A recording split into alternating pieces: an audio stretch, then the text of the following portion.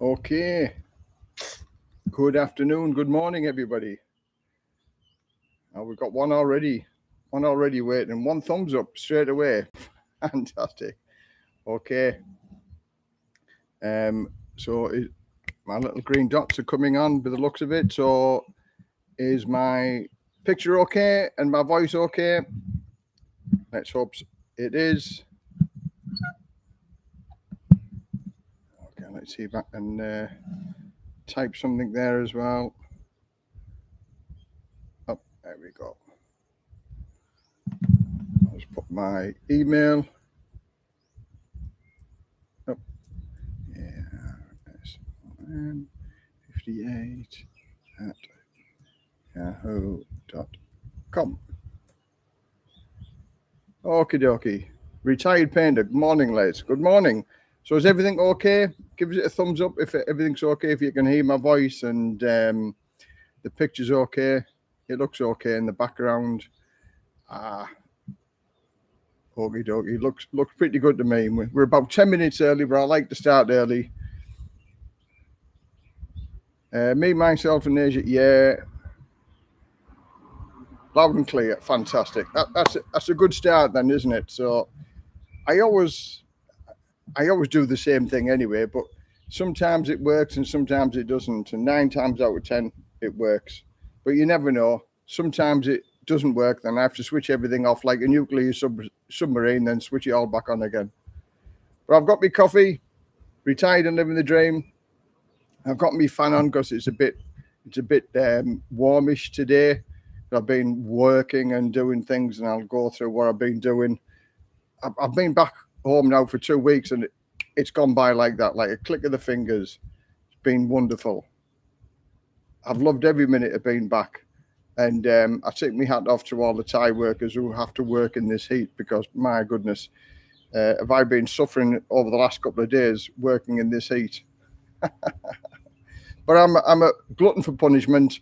I like doing it myself. I could get Thai people in to do it, but I've always done everything myself. So, but there's a price to pay, especially with the heat over here. It's very, very hot. Me, myself, and Asia, I'm coming over the end of October to trial 6 months of traveling and hoping to become full-time one day. Oh, well, good for you. October's a good time to come. It's the start of the high season. So the weather gets, okay, I'm saying cooler, but it's cooler than what has been. So it's perfect weather, especially if you go up towards Chiang Mai and Chiang Rai area and Pai. It's much cooler in the mountains. So it's nice and warm during the day, and then on the evening time, it's nice and cool. So we're going up to, for December, going up to Ban Rak Thai, which is probably the most northern area that you can go in Thailand. And then we're going to go to Pai for Christmas, and then Chiang Mai for New Year. So we're away for 3 weeks in December. I'm looking forward to every day of it. I'm looking forward to it because Pai is probably one of my favorite places in Thailand.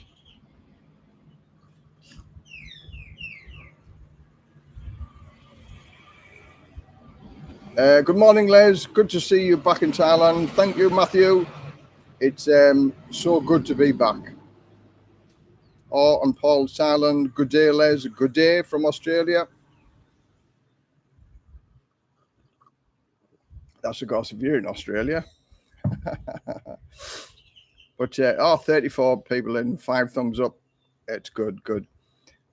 Many things to talk about today, but this is your opportunity to ask any questions that you want to know.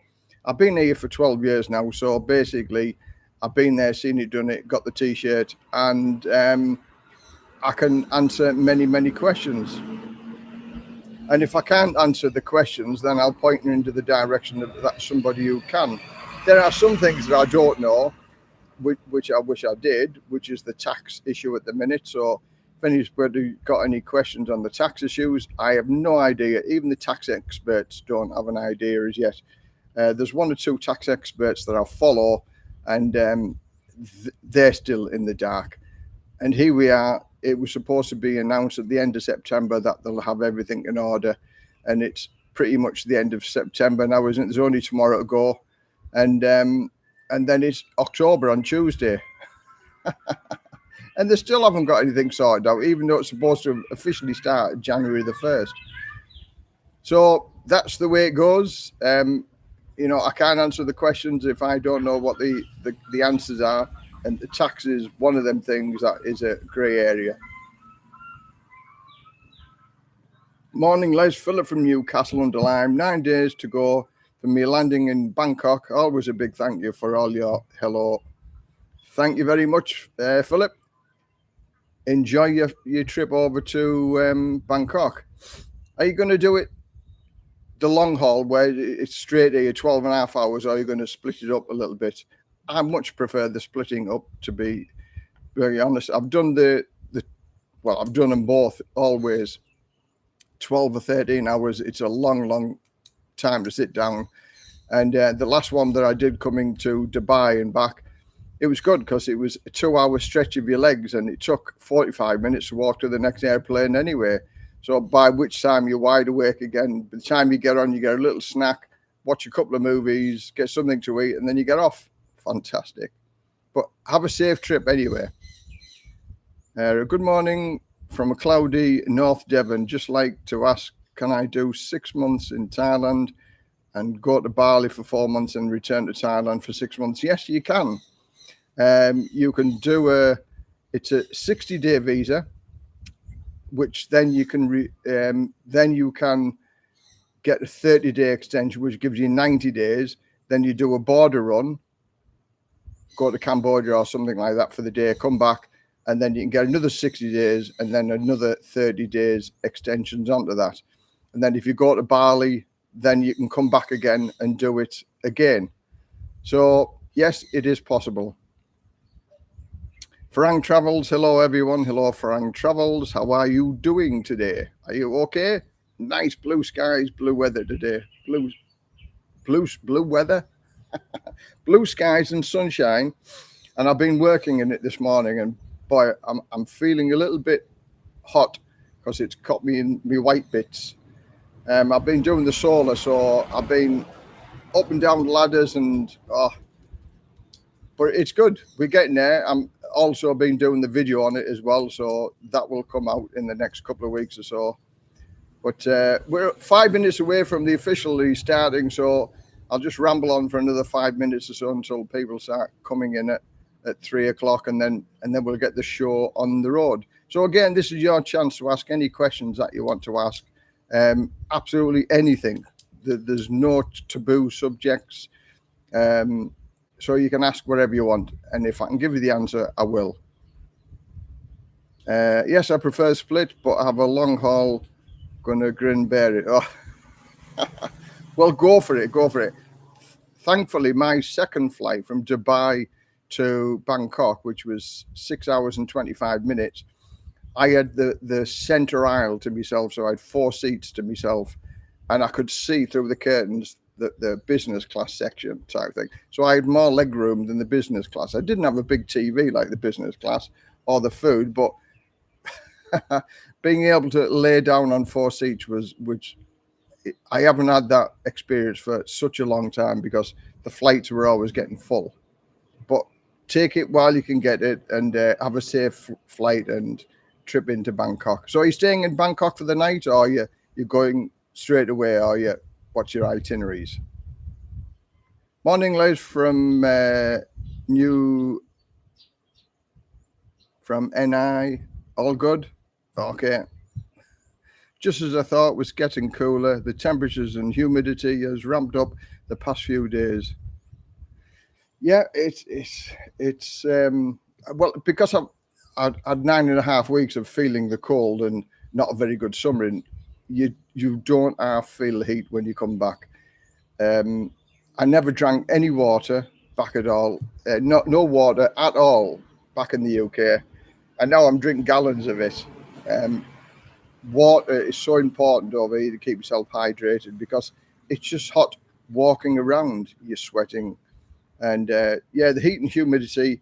That's where I say to people, Thailand isn't for everybody, because if you can't sort of stomach the heat and humidity, then it can be tough going.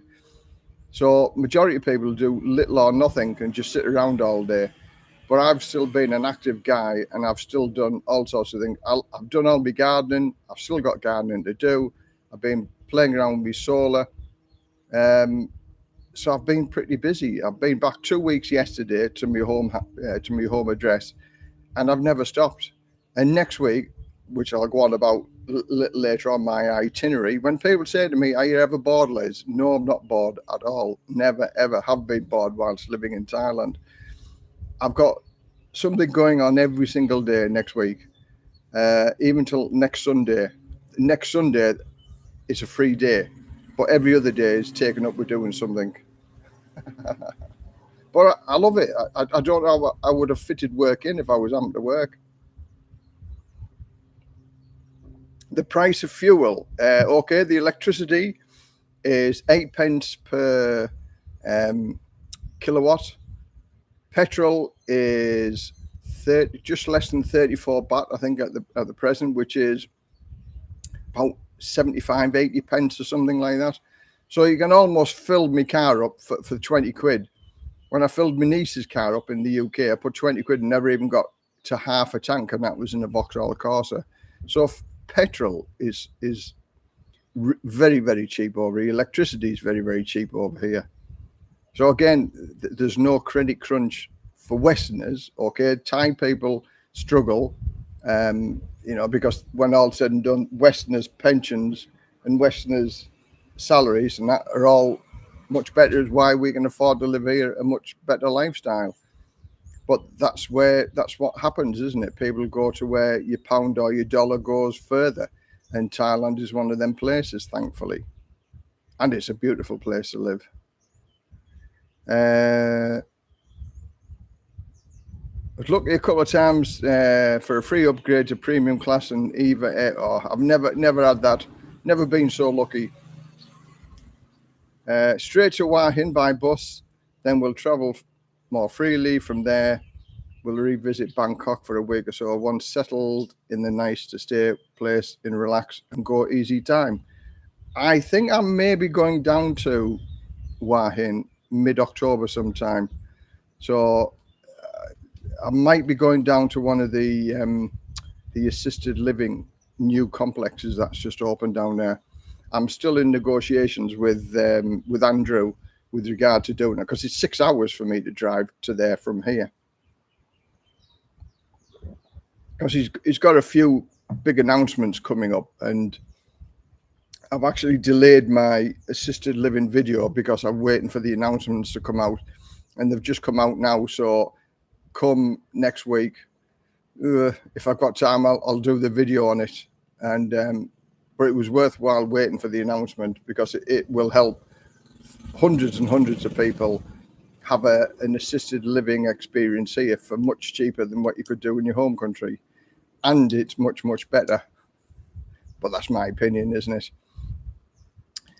Les, another expat, was talking about the baht rising to the pound and dollar, and are you concerned about inflation? No, it has.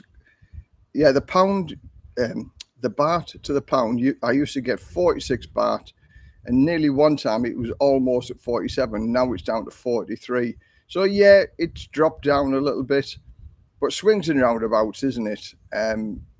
There's always, it's always going to go up and down. And I think what's happening in the UK at the minute, talking down the economy, talking down everything, means it's affecting our pound as well against the markets, world markets. What's going on at the minute is very bad in the UK as far as talking, Great Britain up. They're talking it down, and so that's going to infect the investors. Because at the end of the day, if everybody's talking everything down and painting a gloomy picture, who wants to invest? Who wants to do that? So that has a knock-on effect to the pound as well. Inflation-wise, I think it's about 3 or 4% over here as well. So when all's said and done, my salary goes up with inflation every year anyway. So it's sort of ticks all the boxes for me. I can still live a better life here than I could do in the UK. On my last video I did, comparisons with the house prices for rental, like 260, 270 pounds a month or something like that. What could you get in the UK for 260 pounds a month? You certainly couldn't get what I've got here.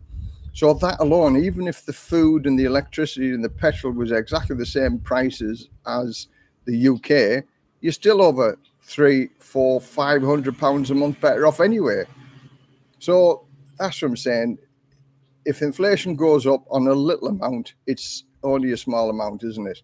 Whereas if inflation goes up a lot in England, like it does, on a big amount, then it's a bigger payment that you have to pay. So when all said and done, inflation and the pound going down a little bit, it doesn't worry me. I'd like it to be back at 46. And a number of years ago, before Brexit, it was 50, 51. I'd like even more for it to get to that stage. But I don't think it ever will get back to that stage. So there we go. That's the way the cookie crumbles. So you go with the punches type of thing, and you just get used to with what you've got. And if you're happy with what you've got, you can live a successful and happy life over here. Well, all right. Bill Simpson, Leslie, looking for a good mate. Good afternoon, Les. Hi, Les. Good afternoon, my friend.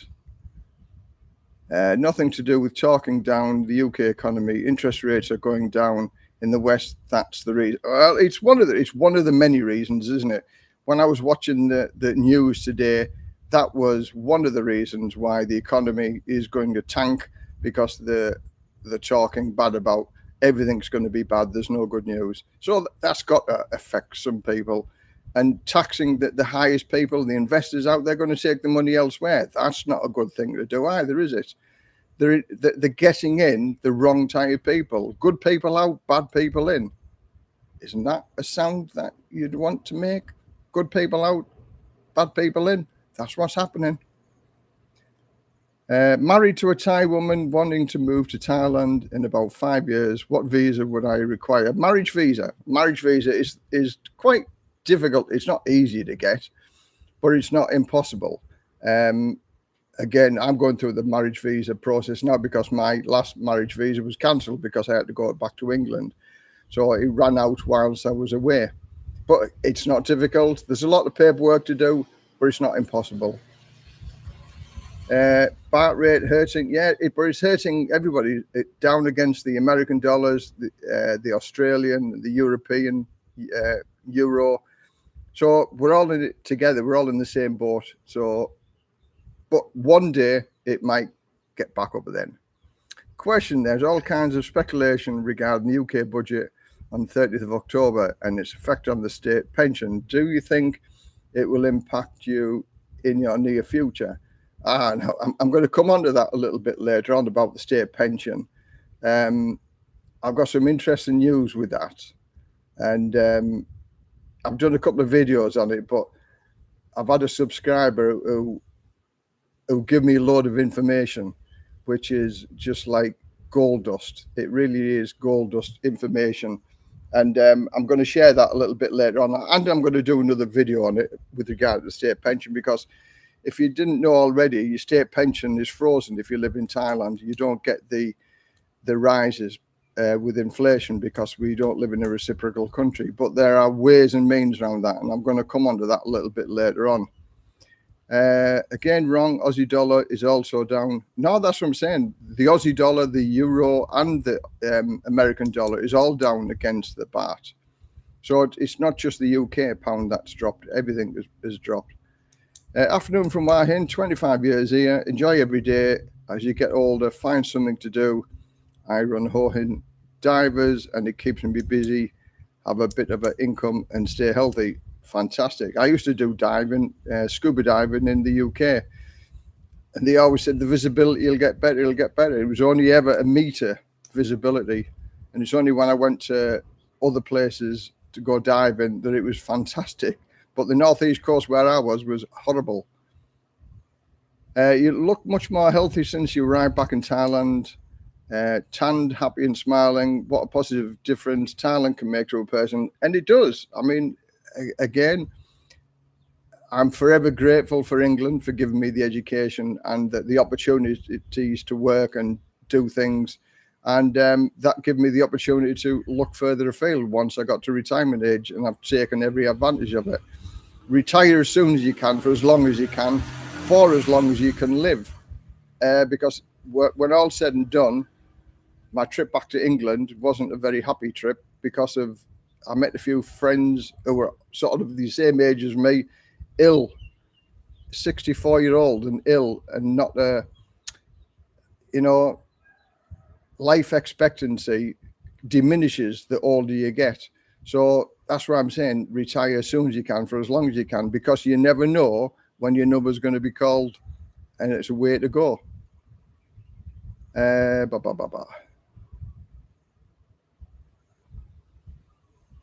Bart being really strong could impact the two. Yeah, again, it's like everything else, isn't it? It swings and roundabouts. Let's just play it by ear, see what happens. I'm not worried about it. It went down to 37 at one stage. That was the lowest it ever went against the pound. And wow, that was you had to pull your belt and to fit everything. Then that was a struggle at 37. So 44 or 43 at the minute. I can deal with 43. It just means, one or two things. It's for me, it's about 30 or 40 pounds a month compared to what it was. So it's not a lot. But I'd sooner the 30 or 40 pound in my pocket. The tax thing, many countries have double tax treated. Yeah, every individual is going to be treated differently with regard to when it comes to doing your tax. There are not enough tax advisors to be able to do everybody's taxes in Thailand. So again, it's just wait and see, sadly, see what happens.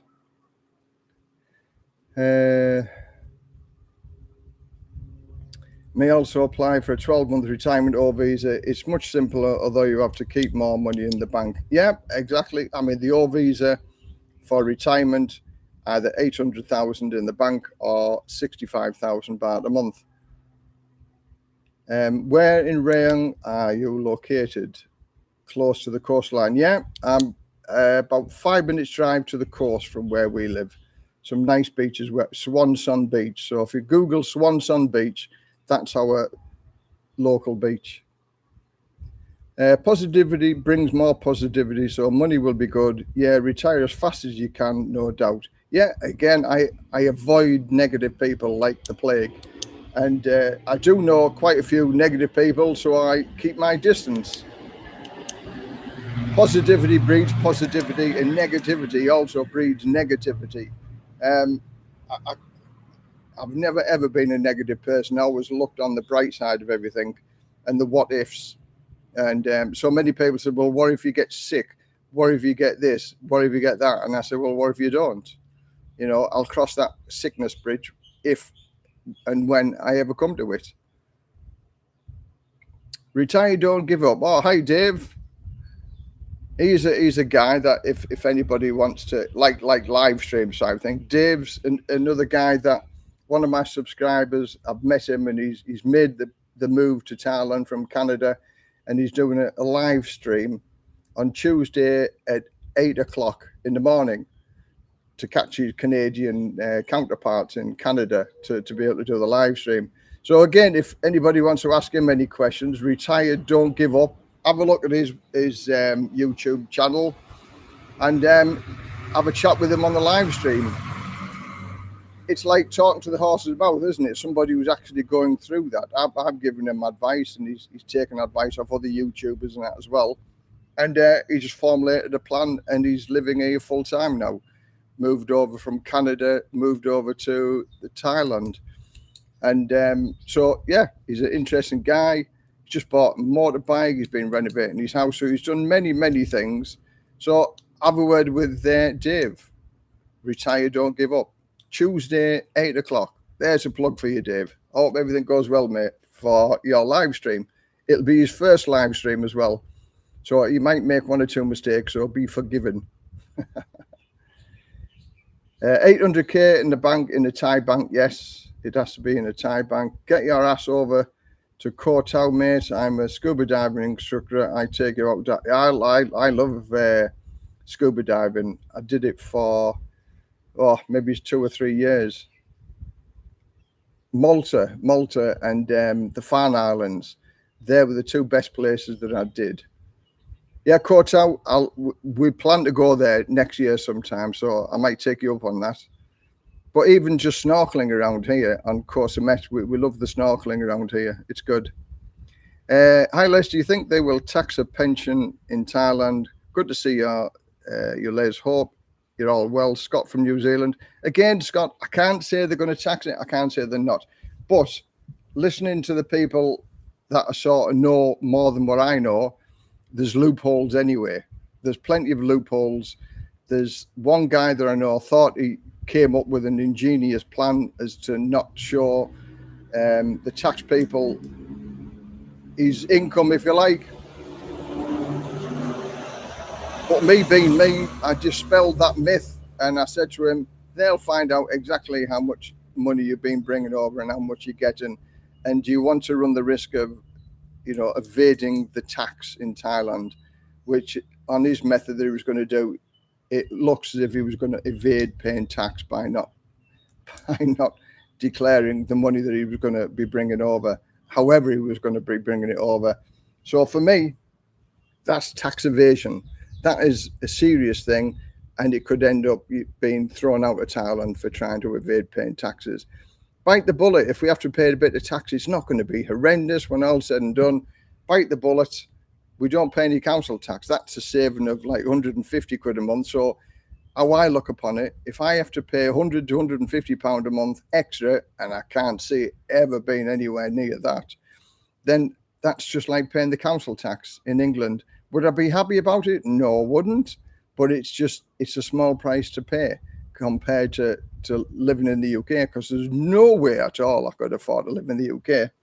So I'll grasp the nettle when it comes, and I'll bite the bullet, and there'll be a workaround anyway. There's a workaround for everything in Thailand, and I don't think it'd be difficult to do any workarounds listening to the people that I've been listening to and talking to. So it's not difficult. So if about tax, don't be worried about it at all. Just let the dust settle, and then we'll get around the problem when it comes, because there are loopholes for sure. There are big loopholes that you can drive an articulated truck through. That's how big of a loophole there is on various things. And there's lots of loopholes, but you may need somebody who's clever, like an accountant, who can navigate you through these loopholes. Then once you've done it, it's easy street after that again. It's another hurdle we have to jump through. But I've been here now for over 12 years, and I still jump through hurdles going through my marriage visas and things like that. So it's one of them things that you've got to do. It's not difficult. It's never, ever going to be difficult. Is it going to be time consuming? Yes, it is. Because once we're retired, we've got all the time in the world. So it's not arduous. It's not going to be difficult. I got a quote for health insurance with Pacific Cross for 780,000 worth of cover. I'm 58 and it was 36,000. Thought that was quite expensive. It is 780,000. I've got 700,000 for 25,000, and I'm 64. So I'll get back onto them again, and yeah, I'd have a word with them and see if we can do anything a little bit better on that. I mean, you can get that cost down as well. Whereas if you have like if you pay the first 40,000 or 80,000 baht of any claim, and that can get the cost down quite dramatically as well. Again, it's all under negotiation, and you can get a better deal than that. I mean, mine is 700,000 for 24,800, but it probably will go to about 30,000 next year when I'm 65. But we'll see. We'll see what happens. Highlights any flooding near you. Been lucky this year. Been here nearly 4 years, and the first time main road and the shopping area not being flooded. Luckily, never reached the homes. No, we are surrounded by lakes here. Our house is actually called Lake House. or lake house. And we've got about 4 or 5 lakes surrounding us, and we've never, ever been flooded. We've been here for 8 years, and it's never, ever come anywhere near. So fingers crossed we're lucky. Rayong sometimes gets flooded in parts of Rayong, but on the whole, it's okay where we are. Score Guru, hi up, Les. How's it going? It's going fantastic. Now I'm back home in lovely Thailand. It's getting better every day. I've got rid of the jet lag now. I'm back onto normal time, getting up at normal time, 7 o'clock in the morning. I'm like a nodding dog at 9 to 10 o'clock on a night. So, but yeah, I put weight on as well whilst I was over in the UK. So I'm going to go on my keto diet, and I'll go on about that a little bit later on as well. So my keto diet, I'm going to start next week, because after next week, should say, we're away next week. So yeah, I'll explain what I'm doing next week. As I said earlier on, people ask me if I'm ever bored here in Thailand. No, I'm not. Never, ever bored. I've always got something to do. Like next week, Monday, Tuesday, we're going on holiday to a homestay with a group of friends just for 2 days, just to chill out. There's nothing to do there. Just watch the river and the fishing boats go by. Just sit and relax and do nothing, and just have a few beers and a few laughs, with a group of friends. So we're back Wednesday. Wednesday, I'm going to do a little bit more in my solar, because I've been doing my solar today. Thursday, I'm showing somebody around a couple of houses that my landlady's got. Again, being another subscriber, so he's coming out to have a look at some of the properties that our landlady's got. Friday, I'm going to look at, there's 1 or 2 people I've got electrical fault problems. I'm going to have a look at trying to see if I can sort their problems out or advise them as to what to do. Saturday, I'm going to Ban Chang. There's a girl, Tamia.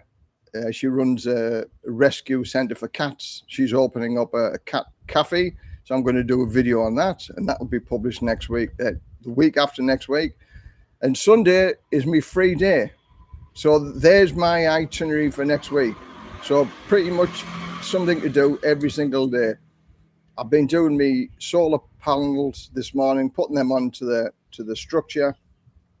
That was a headache in itself, but they're up there now and they're fastened down. And I've just got to make all the connections now to the inverter inside of the house. I've got the batteries, got all the cables run, apart from the cables running from the solar panels to the inverter.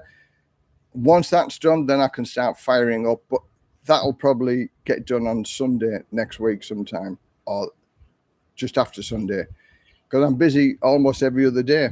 So that's my itinerary for that. So as you say, it's if you keep yourself busy, the days just go by. Like, I've been on for 2 weeks, and it's passed like the click of your fingers, but I've loved it. But when you're getting old, the time goes fast, goes very, very fast. All right, okay. Sorry, it's just scrolled. I've missed a couple of the things. But when I rattle on, and some people put some of the comments, and it just goes up. So I apologize if I miss some of the comments. If you've got any questions, put a capital Q at the beginning of it, then I can see it's a question. And then if I answer somebody else's question and your question scrolls up, I do apologize, but it's not that I'm ignoring, it's just I'm trying to answer somebody else's question, and I may miss yours in the comments when it goes up. So feel free to write the question again. As I say, no problem. I'll answer every question that I can whilst I'm here.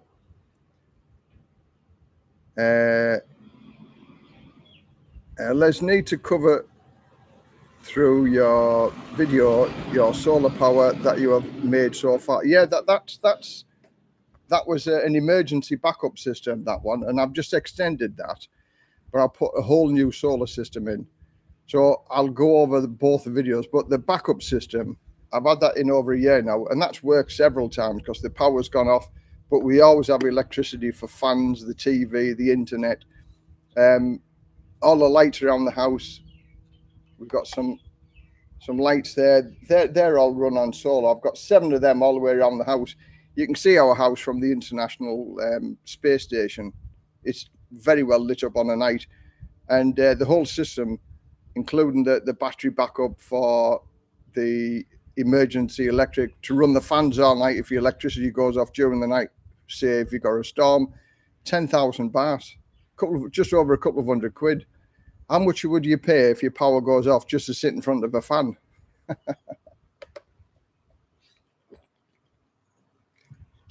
But it's easy to do. It's not difficult to do either. But I've been videoing it, the parts of it. So again, I'll put all the video bits together and I'll do a video. Then I'll do a more in-depth video of why I bought the inverter that I did and the batteries and things like that. I've been doing keto lifestyle for years. I've got rid of my diabetes type 2. Okay, now I'll come on to that. I'll come on to the keto. Whilst I was in the UK and my sister was ill, we didn't really cook. It was a lot of takeaway foods and junk pasties, pies, sausage rolls and stuff like that. So I put 3/4 stone on in 9.5 weeks. Horrible. But my sister, before she went for the operation, she bought me custard slices and donuts and stuff like that. So when they're in the fridge and it's just like, yeah, okay, I'm going to eat them. So I put 3/4 stone on. And now when I come back and next week, I'm going to go on the keto diet again, but I'm going to give people an offer because I'm going to do every Sunday, I'm going to do my keto diet diary, if you like, so people can see I'm overweight. If I look, I've got a big belly. That wasn't there when I went. That wasn't there when I went to England, but it's there now because it's 3/4 stone, which is a lot. So I've always been on for me, the keto diet is one of the easiest diets that I've ever done. It's so easy and it's simple to stick through. And so I'm going to do my keto diary. Every Sunday I'll produce a video and of how much weight I've lost during the week. So for anybody that wants to go along the keto with me as well, please feel free to email me. And what I'll do, I'll give you for free this Ketogenic Lifestyle, not a diet. I'll give you this for free. It's a PDF and it's all about the keto diet. This can explain it far better than I can on the internet. Now I sell these on my buy me a coffee link. I've got a number of keto recipes and things like that, including the 5-ingredient keto cookbook and the 30 keto meals in under 30 minutes and the keto air fryer. So I've got all of these on the links down below, funny enough, of this video. So I'm going to put my email address here. Yep. ARSON58@yahoo.com. So that's my email address. Anybody that wants that for free on the keto, that's interested in doing the keto, I'll send you that for free. And I'm going to use the books that I put on my website, on my buy me a coffee link to cook. So all the food that's in there on the air fryers, on the slow pot cooker and things like that, they're only $3. So you'll get that one for free, which is normally $3. So have a look. And if anybody wants to go along and join me with the keto, we can all lose weight together. From next Sunday, I'll be on the keto full time from next Sunday.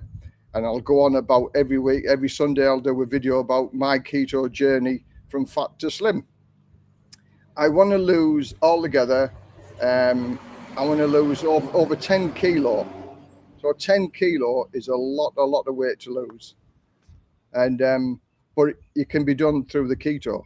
So send me an email and I'll send you the link for this. Well, I'll send you it for free on a PDF. Then you can read it. And if you're interested in going on the keto diet, and then you can lose a few pounds on that, thanks very much. And if you want to follow me with the cookbooks and I'll go through whatever I've done on the cookbooks, and it's easy enough to do. And I've got loads of different information about the keto diet because I've been doing it for years, on and off.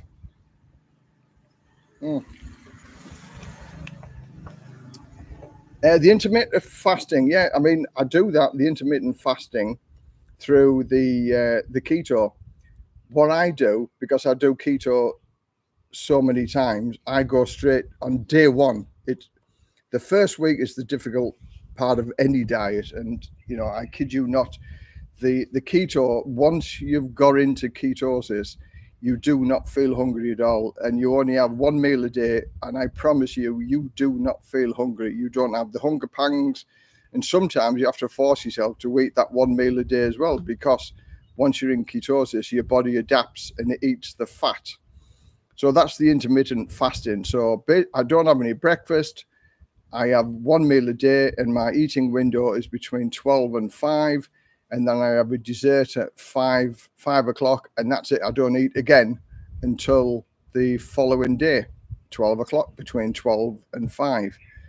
And you can drink alcohol, but some people miss the alcohol. But if you drink the spirits, such as brandy and whiskey and things like that, there's no carbs in them. And you drink it with Diet Coke or, lemonade or something like that. It's got calories, but it's got no carbs in. So for those people, my choice is Samsung whiskey or Samsung brandy or rum or whatever it is, Samsung and Coke. So I'll have a bit of that. Now you can get zero calorie sugar, 0 calorie drinks such as Coke, Sprite, Greenade, Cherryade. There are Singer sodas, red sodas, and lemon and lime sodas, all 0 calories now. They're everywhere. It's fantastic. The electrolytes, you can buy 0 calorie electrolytes now from 7-Eleven. So there's got no sugars in them whatsoever. And your first week or 2 weeks, maybe second week, you'll feel a little bit under the weather. It's called the keto flu, but you just drink your electrolytes, because the first week or so you lose a lot of body water, and that gets rid of all your salts, so you'll feel a little bit crap. But I'll explain all of this as we go along our keto journey. This is if you want to go along with me and see what you can do. But again, by putting it out there, I've been on it. I've always yo-yoed with my weight for all of my life. So I know I go up and I go down, and people are going to say, do more exercise, limit what you eat. If I want a cake, I'll have a cake. I don't want to be worried about what I eat, because I know when I come to that trigger point, and I've got to that trigger point now, well past that trigger point, because I went back to the UK, I'll go on my diet. And this is what we'll do. So that's the keto diet. So again, send me an email if you want that, and I'll give you it for free. So even if you just read that, it's well worth reading. So look forward to the Sunday videos for my weight loss with the keto diet. There's one question. Being aware that your YouTube channel is famous and you are solicited, is it still possible to see you in person so that we can share experiences about Thailand? Yeah, I meet people sort of on a weekly basis. I met a guy called Chris yesterday. He came down to see me. I met loads of people in England. One guy drove 7.5 hours to come and see me, which was fantastic. And we sat and chatted for 7 hours.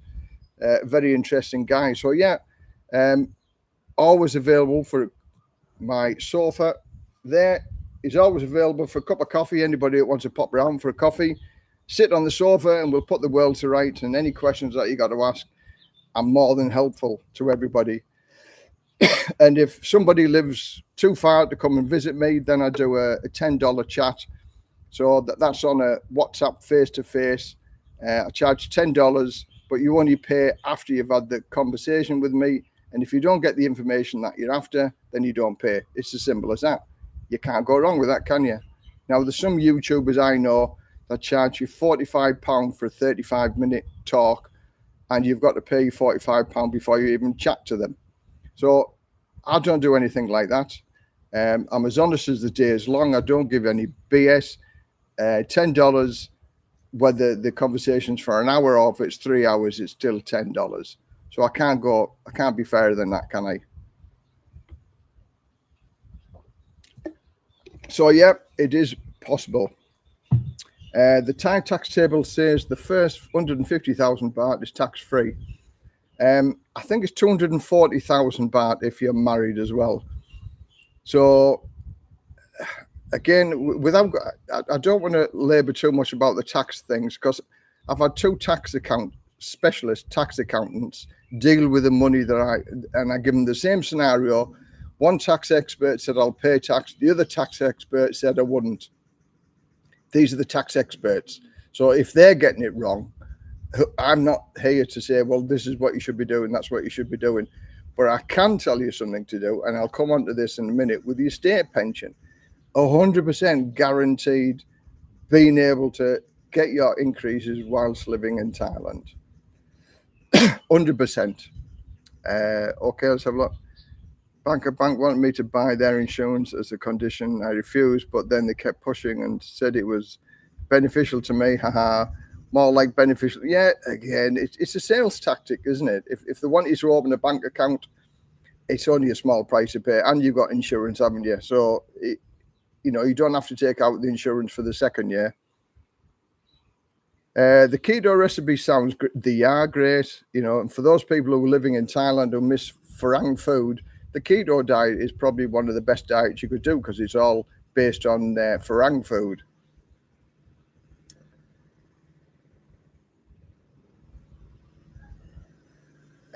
Just reminded me about the single lemon drink. Put it in the freezer. They're lovely. They really are nice. The lemon, and my wife likes the red one because she's got a sweet tooth as well. Even though it's 0 calories, that's the sweeter taste is the red one. Good afternoon, Les. Love your videos. I'm retired and living in rural Nakhon Ratchasima, Korat. In other words, I'm 61 now, living here since 2020. My wife had 10 plans building our home in 2012. Yeah, my wife comes from Korat, about 90 kilometers away from Korat centre. She's got a lovely farmhouse, and we go up there not so often in the past couple of years, but if we go up there, we'll go there for a month. Beautiful house, right in the rural settings, and I am the only foreigner in the village. But for me, it's all about families and things like that. So when we go up there, I tell my wife, listen, go and spend the time with your mum and dad. Don't worry about me. I'm sitting on your veranda. We've got a pet dog there, which loves being stroked and fussed, and he loves me being there. I can jump out on the motorbike and just go around to the village and stuff like that. So I don't mind being there, and it gives the quality time for my wife to spend with their family as well. And that's important, being able to, it's like a 50-50 relationship, isn't it? When you're living over here, you've got to be understanding of your wife's needs as well, that she needs to have family time as well as if you go back to your family. So yeah, Korat, beautiful part of the world, very, very nice. Spot on about the tax situation. I had one tax advisor tell me I won't pay anything, the situation not clear. Exactly. So it'll be big news when it comes out. Believe you me, there'll be a million videos made about it. Every man and his dog and YouTuber will be wanting to make a video once the nitty gritty comes out. Last week, Kevin Hunt from Isan Farang YouTube channel made an interview of a retiree in Uden on the keto diet. Good video. Yeah, as I say, I am the man on the keto diet. So, again, talking to the horse's mouth, because I've done it, and I do the keto, and I love the keto, and it is so easy to do. And I know I want to drop 10 kilo. I'm 100 as of today. I was 109 kilos, so I want to go below 90 kilos. My goal is 95, but I struggle around at 100. And 100, I feel okay anyway. So I'm going to try and go for 95. So definitely 10 kilos, and I will do that. And I won't stop the keto until I'm on it. So hopefully I'll have lost them 10 kilos by Christmas time, because our Christmas, we're going on a big holiday up to Ban Rak Thai, Pai, Chiang Mai, and being on the keto and traveling on holidays is very, very difficult to do.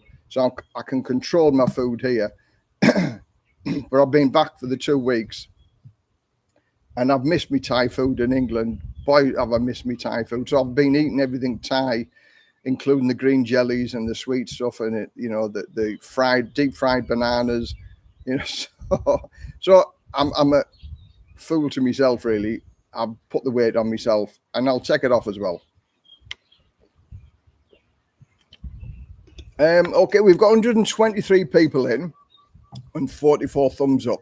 Now, see if we can improve on the thumbs ups. So if you like it, give it a thumbs up. If you don't like it, give it a thumbs down. It all helps the YouTube algorithm when all said and done. So a few more thumbs up would be fantastic. And as it, if you've got any questions, please feel free to ask whatever you want. Right. Do you regret not being fairly fluent in Thai, living in a rural area? Yes. Well, I don't regret it. I just can't do it. I'm good at doing things. I'm good at problem solving. I'm good at electrics. I'm good at DIY. So I can do many things, but language isn't one of them. I struggled with French. I struggled with Italian, but Italian is, I could probably speak more Italian than I could any other language because I like Italy. But Thai is just, wow. It is so difficult. I've got a monotone voice, so I can't do the high notes or the low notes or the forceful or the softness. And like the word cow can mean 5 different words on how you say it, forcefully, softly, up or down with the tone. And that's just one word, cow. And so, yes, sometimes I've been in a situation where there's no English spoken, certainly in the room. I can't speak to Ploy's mum and dad, but there are apps now that are coming out. Within 5 years, the app will be able to translate as quick as what you can say it. And Google Translate at the minute is pretty good. So if I'm ever stuck, I use Google Translate. But my wife can speak very, very good English, so she is my translator. And if in reality, I've become a little bit lazy because my wife, you know, does all the translations. And we live in an area where majority of people speak a little bit of English, so we can get by. So yes, I am embarrassed and I am regret that I can't speak the language, but it hasn't held me back. I've lived here for 12 years and we get by. And as long as you're friendly and you point and press and don't get frustrated because they can't understand you, and sometimes they get it wrong because you can't make them understand what you want them to do, you can just laugh about it and just take it with a pinch of salt. But yeah, the Thai language is very, very difficult to learn. I take my hat off to those people who can speak Thai. I have very, very few words in Thai, but it's the pleasantries. Thank you, may I, where is, can you, do you, how much. Very, very basic Thai. Would I like to speak more? Yes, I would. But again, somebody that might be very fluent in Thai can't do any electrical, can't do any DIY, can't do any house maintenance and things like that. So we all have a skill. Some people have a skill for languages and things. Other people have other skills. And I've got the other skills of problem solving and electrics and DIY, which I love more than trying to learn a language. Billy Bob, lucky they don't with me, but a lot of banks now want face recognition for any transfer of 50k. I've never had a problem with that. Never had a problem.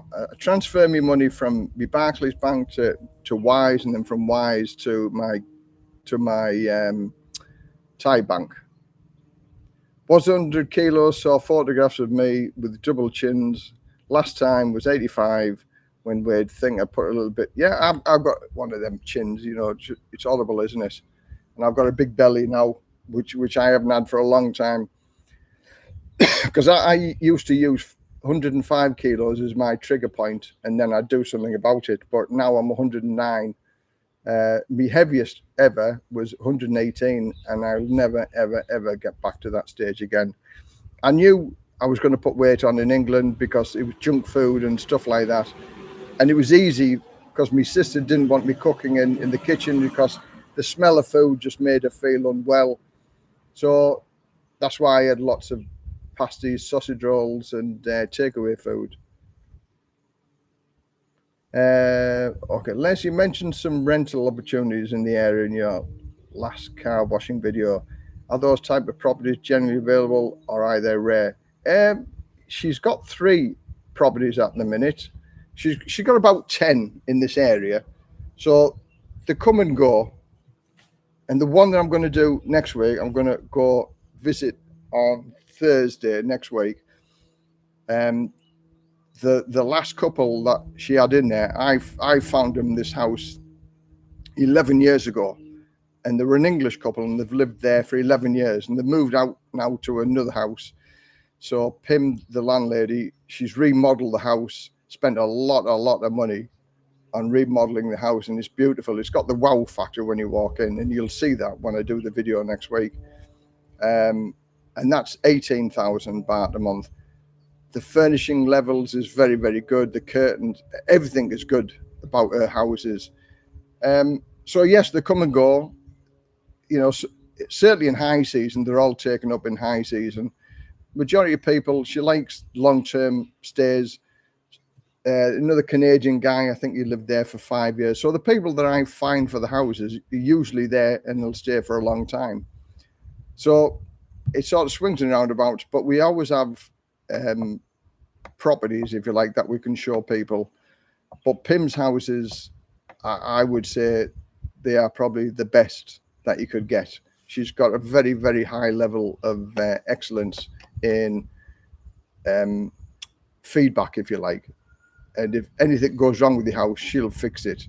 And that includes a gardener for all of the gardening work and things like that. They're just beautiful, the house. I mean, this house that I live in here used to be Pim's house. Well, it still is Pim's house until I pay the final payment. But we used to rent this, and this house here was 12,000 baht a month. So yes, they are still available. I've got somebody on Thursday coming to have a look.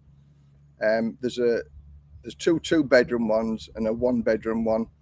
One's 18, one's 13, and one's 8. So 8,000 for the 1-bedroom, 13,000 for the small 2-bedroom, and 18,000 for the new refurbished 2-bedroom house, which is a big 2-bedroom house, beautiful. So you'll see that video when I do that. It'll be after next week sometime. But yeah, there's some lovely houses to rent around this area. That's the thing with Thai. Sometimes think they are arguing, but just raising their voice because of meaning something totally different if spoken quiet. Yeah, again, it's quite a funny language, Thai. It really is. But even my wife, because my wife's from Karat, and there's a different dialect, it's sort of Isan Thai. And sometimes even she gets the wrong food when she orders it. And she's a Thai person. I find that due to the heat in Thailand, I usually only get eat 1 time per day, usually healthy. I was there for 6 months last year and lost 6 stone. Wow, that's a lot to lose. Come back home and regain most of it eating processed food. Yeah, well, a lot of food is processed in the UK, but wow, 6 stone was a lot to lose. The thing is with the Thai food, they put sugar in everything. Absolute any meal that they cook, they put sugar in. So if my wife cooks me Penang curry or a Massaman curry, things like that, she cooks it and then puts my 0-calorie sugar in, and then she'll separate. She'll cook it as a big batch, and then she'll separate it and put her sugar in for the same meal, and she'll do a batch for me, and she just puts my 0-calorie sugar in. And I think it tastes just the same, but she knows it's a sweetener and it's not sugar. So every time I'm surprised that you lost 6 stone over here because sugar goes in absolutely everything over here. But anyway, well done. Sorry that you put it back on again, but I was a bit like that in the UK. Put all that weight back on again.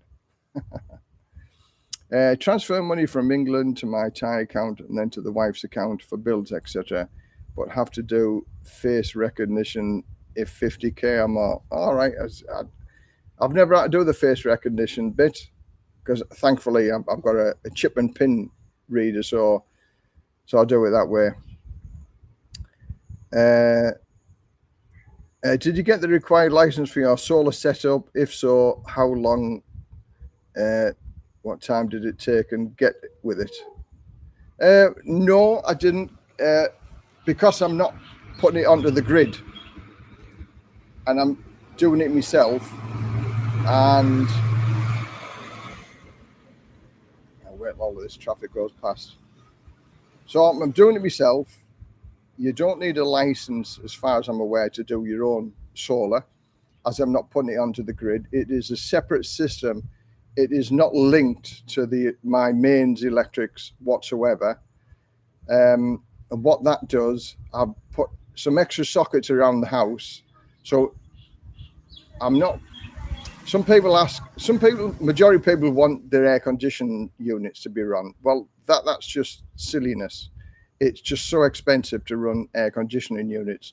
But what my solar system is, where I'm going to run the fans, which I've got fans sat right next to me here now, my TVs, my computers, my Wi-Fi's, fans in the bedroom, the microwave, maybe it's the fridge.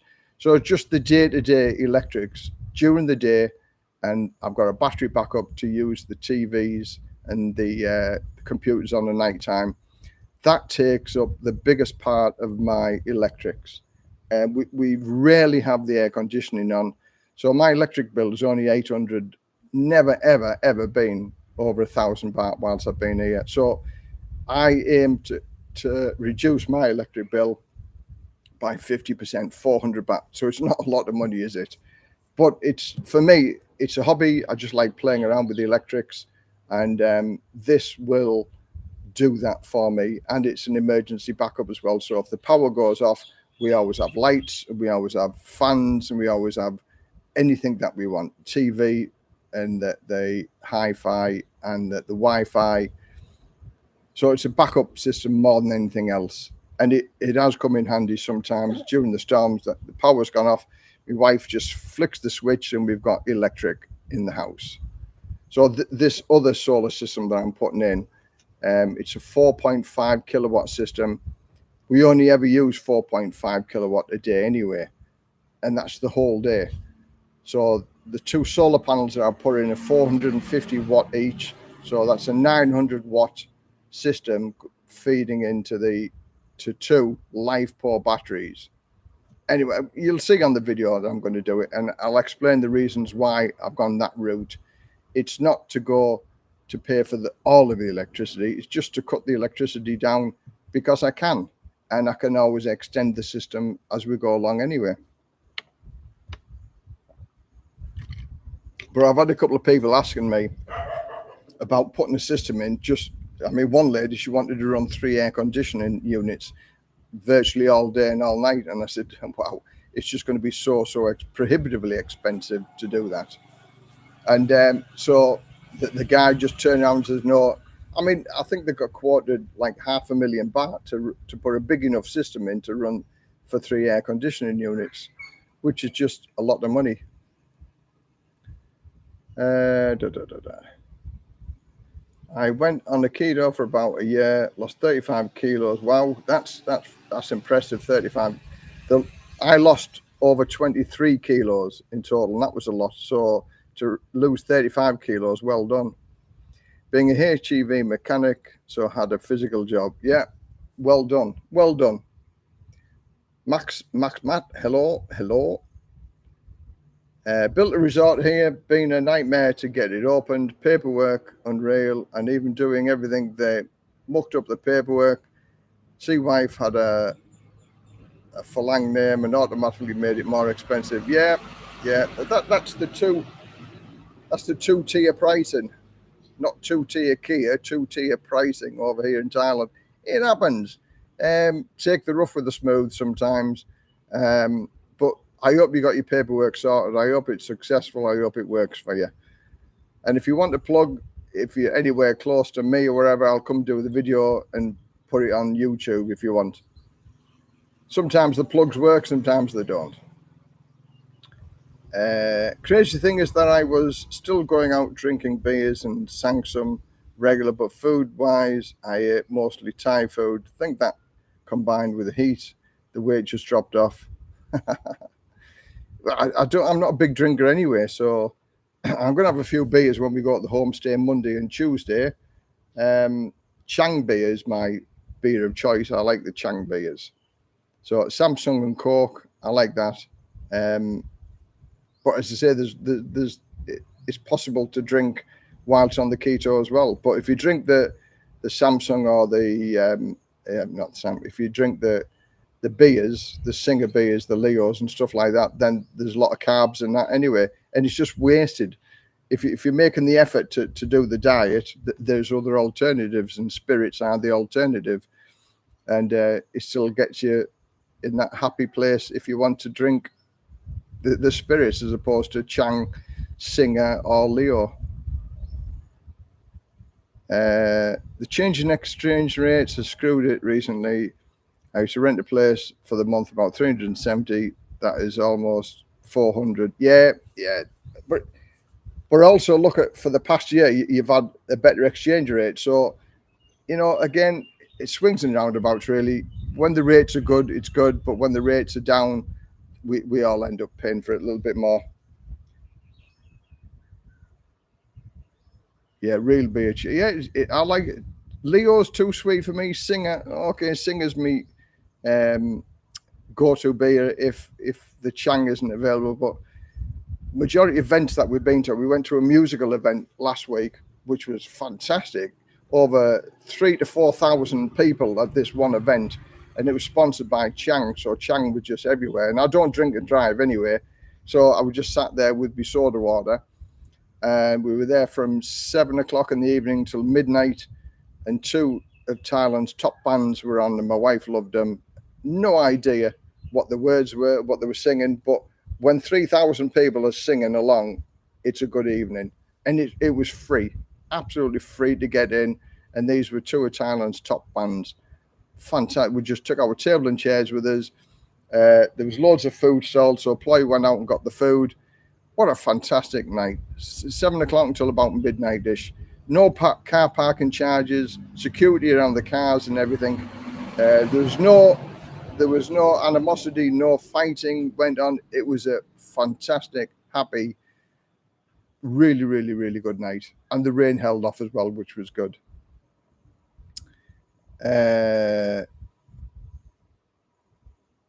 Only have aircon on for about 3 hours a night. The bill's 2,500 baht a month. Just can't sleep. Just fan start because of humidity. Yeah, well, I mean, my wife doesn't like air conditioning, so I've just got used to having the fans on, and we have two fans on in the bedroom all night, and I've got used to it, if you like. Now I know people who got used to the air conditioning, and I mean, we sit outside. I mean, there's me hammock there, and there's me sofa there. So we sit outside most of the day because it's just nice. There's always a little bit of a breeze, but it's warm outside, so you just sit in front of a fan. But for those people who think it's too hot and sitting inside all the time with an air conditioning unit, you soon get used to the air conditioning unit, and then everywhere is too hot. So you've sort of got to grin it and bear it and get used to it. And I've got used to it, and I've lived here for 12 years, over 12 years now, and I love the warmth. I can sit in front of a fan, doesn't bother me. I can sleep with a fan on. During the really, really hot season, yes, it can be a bit uncomfortable, and then we might put the air conditioning on for an hour just to cool the bedroom down, and then we'll have the fans on for the rest of the night. So yeah, that's how we live. That's why our electricity bill is only like 800 baht a month. I'll have to show people, because some people don't believe it's only 800 baht a month, but that's what it is. I don't lie, no need to lie. So I can, anything that I say or suggest, I can back it up so I don't have to lie. Why telling a lie? I'm not a person who tells lies, because if you lie, you've got to have a good memory. And if you tell the same story, and it's not a lie, then you only have to tell the same story.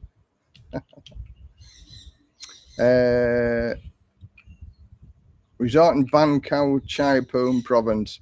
Things a bit too far for you. Yeah, it's a bit too far for me. But thanks for the offer. I have to try and meet up sometime. Always a pleasure to meet up with somebody. Aircon dries you right out. I live in the northwest Australia and use the air conditioning in the summer, but dries you out when you're sleeping. Yeah, because it gets rid of all the humidity in the air. But I can understand people who can't live without air conditioning. It's just one of them. I've just got used to it. So now the biggie. Let's talk about the big issue. Pensions, and this just involves the UK pensions of what's going on. But wow, has it been informative this week? Now I've done a couple of videos about if you retire and you're on the state pension and you tell them that you live in Thailand, you do not get any increases every year once you're living in Thailand. So therefore, you'll never get the interest percentages rise every year. So I did a video about, and I use an example of somebody who lives here, and 2019 they moved here, and it was 2024. So it was about 24% that the pension would have gone up, because it was 8% last year and 10% the year before. So rounded figures was about over a 10-year period, that's £27,000. I can't remember the exact figures, but over a 10-year, it was £270 a month or something like that. It was extra. So it was worthwhile going to a reciprocal country, and the reciprocal country near Thailand is the Philippines. And I did a video and I give an explanation and the cost analysis and the benefits of doing it. And when all said and done, it's the government paying you your money to go on holiday so you can get the full rise. So I said you needed to live in a reciprocal country such as the Philippines for a 6-month period to get the full rise, and then it would continue at that new rate, 24% rise. Wow, fantastic. What a rise. It's worth jumping through a few hoops to get that 24%.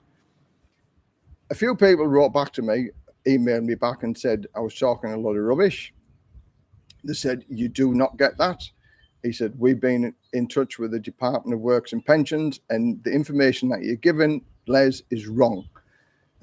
Now, I always do a lot of research, so I know that what somebody told me, and I spoke to the top guy in the office because I was told at first that I wouldn't get it. So when I talked to the top guy, I got the information and he assured me I was correct. But anyway, I rang up the pensions department again, spoke to the same guy, the top guy, and he assured me again that yes, if you lived in a reciprocal country for 6 months, you've got the full rise. So I did another video explaining this to the various people. And now one of the subscribers who again wrote to me and he said, Les, there isn't a 6 month deal where if you stay in a reciprocal country for 6 months, you get your rise. He said, the guys told me adamantly that you don't get it.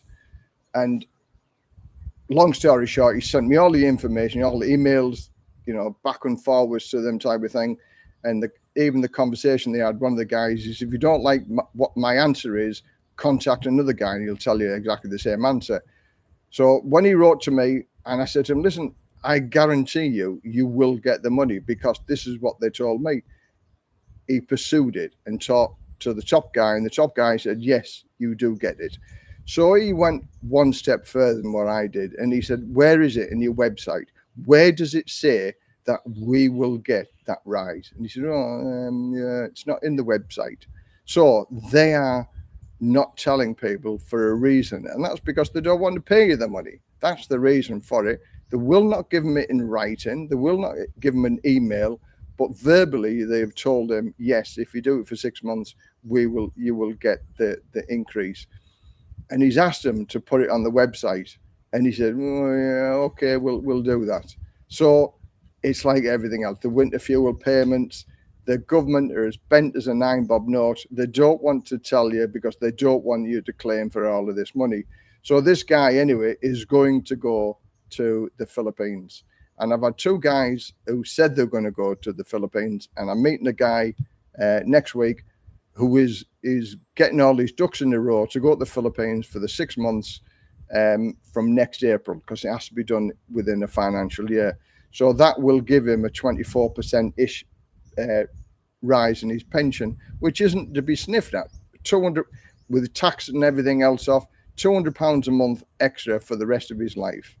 So that's worth jumping through a few hoops for £200 a month extra every month.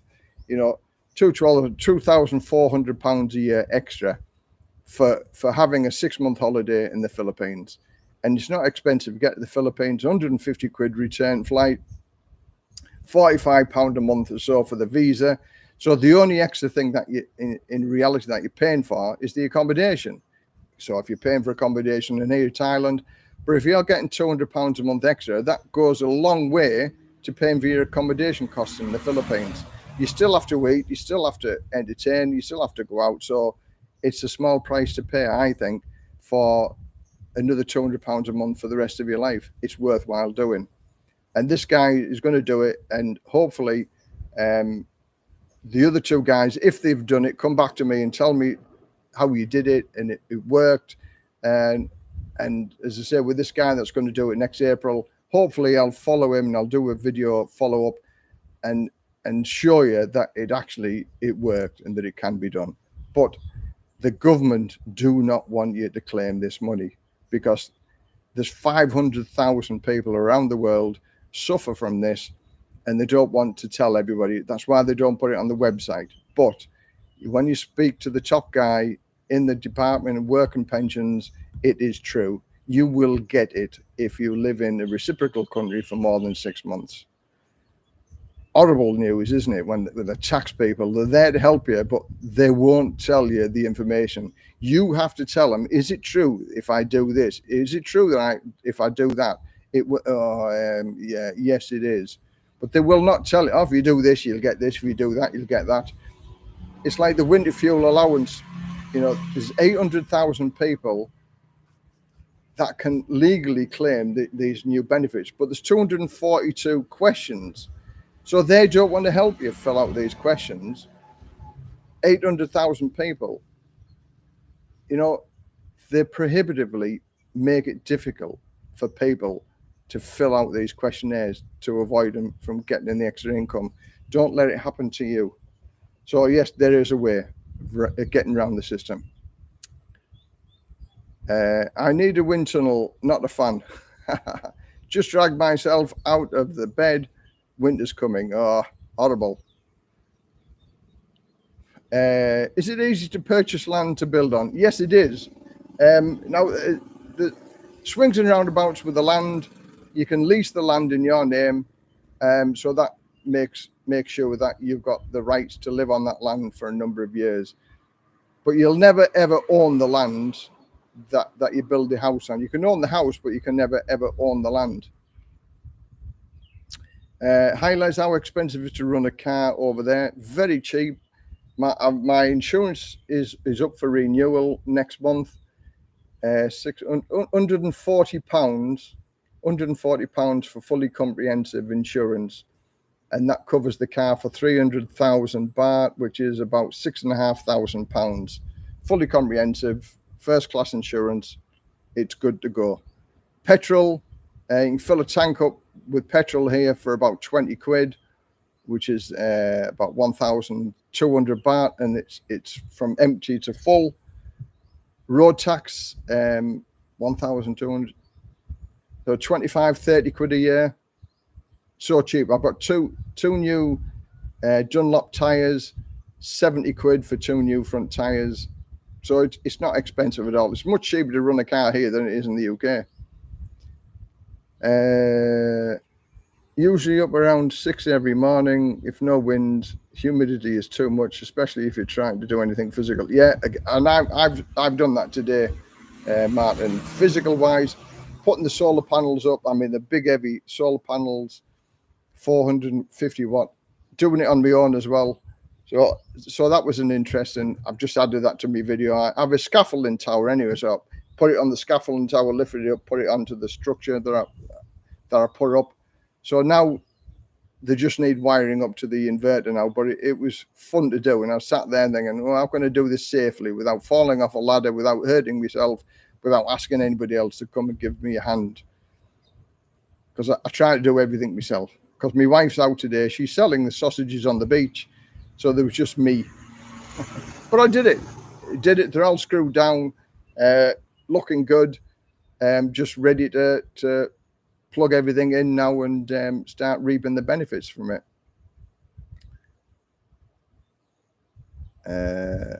Arthur, buy a BYD electrical car. Oh, no, I wouldn't buy an electrical car at all.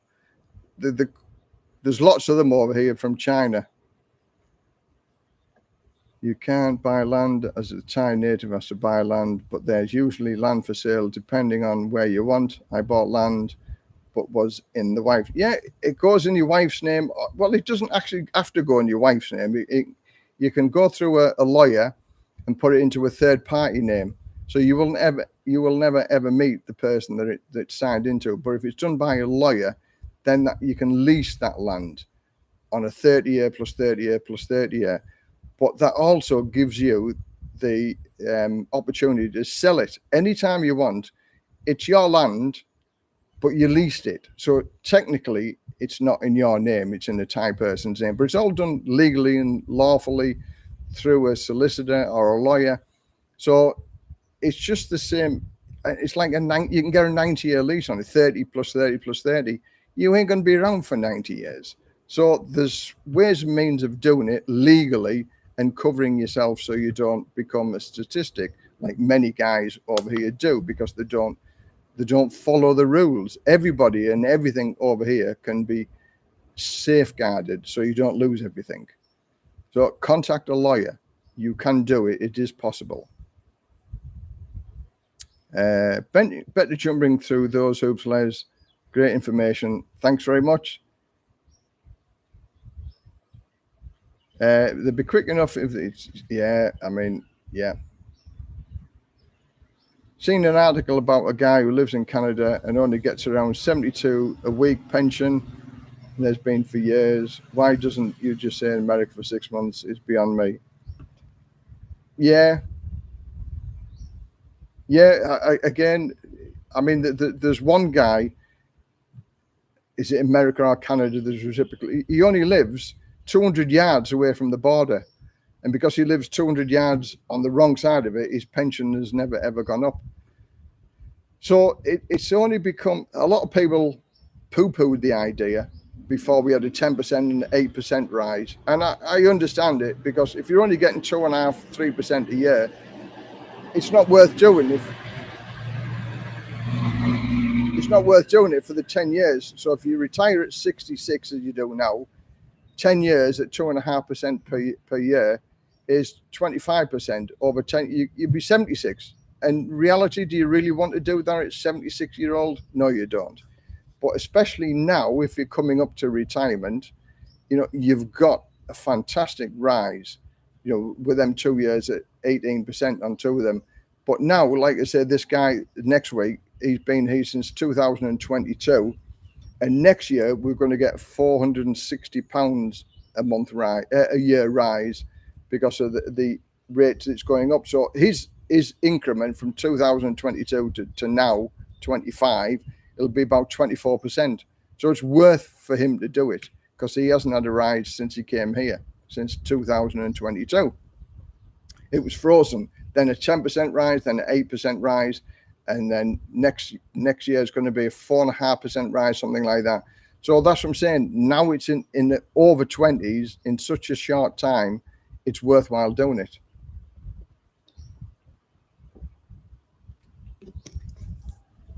And believe you me, I would be doing the same thing.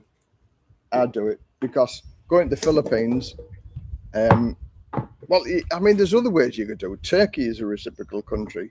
So you could go and live in Turkey for 3 months, go and visit the family in England for 3 months. As long as it combines to 180 days in a reciprocal country, you can go to any reciprocal country and do the same. So you could go and have a holiday, 3 months in Turkey, 3 months in England, and then come back to Thailand. So it doesn't just have to be the Philippines. Or you could, if you wanted to go and do the full 6 months in the UK and do it that way. There are many ways to look upon it, many ways to do it. But I couldn't afford to live in the UK for 6 months. Quick snapshot of cost of living here in Northwest Australia. Council rakes $3,000 a year, home insurance 3.5k a year, cyclone area, car registration $1,000 a year, car insurance $600 a year. All numbers Australian dollars. Yeah, you live in an expensive country. Pension age is going up to 68 next year in the budget. Yeah, they've even talked about it going to 71. They've already muted 70. Talk of being 71 now.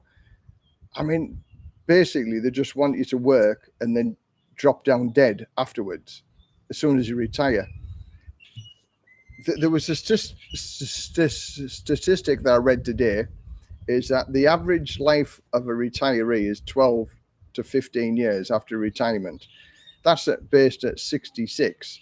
So that doesn't give you quality years, does it? And then imagine also, once you get 66 and you get retired, things start going wrong with you, illness and, diabetes and, heart conditions or dementia, Alzheimer's.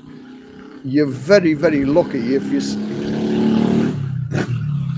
you're very, very lucky if you escape all of them things.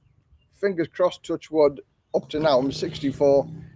I used to have high blood pressure until I went on the keto diet and I lost all of that weight. So my blood levels now, or my blood pressure is normal. So I don't take any lotions, potions, or anything for anything else. So I'm quite healthy and long may it last. But you just never know when things are going to start going wrong. So to work until you're 68 is another criminal injustice to those people who've worked all of their lives. You've worked more than you're going to retire for. So that's why I retired at 50. And I didn't care about the money because I knew I had a pension and I knew that was going to last me for the rest of my life. Noisy motorbikes. Young lads on a motorbike want to make it. A little 125 sound like a Kawasaki 1300.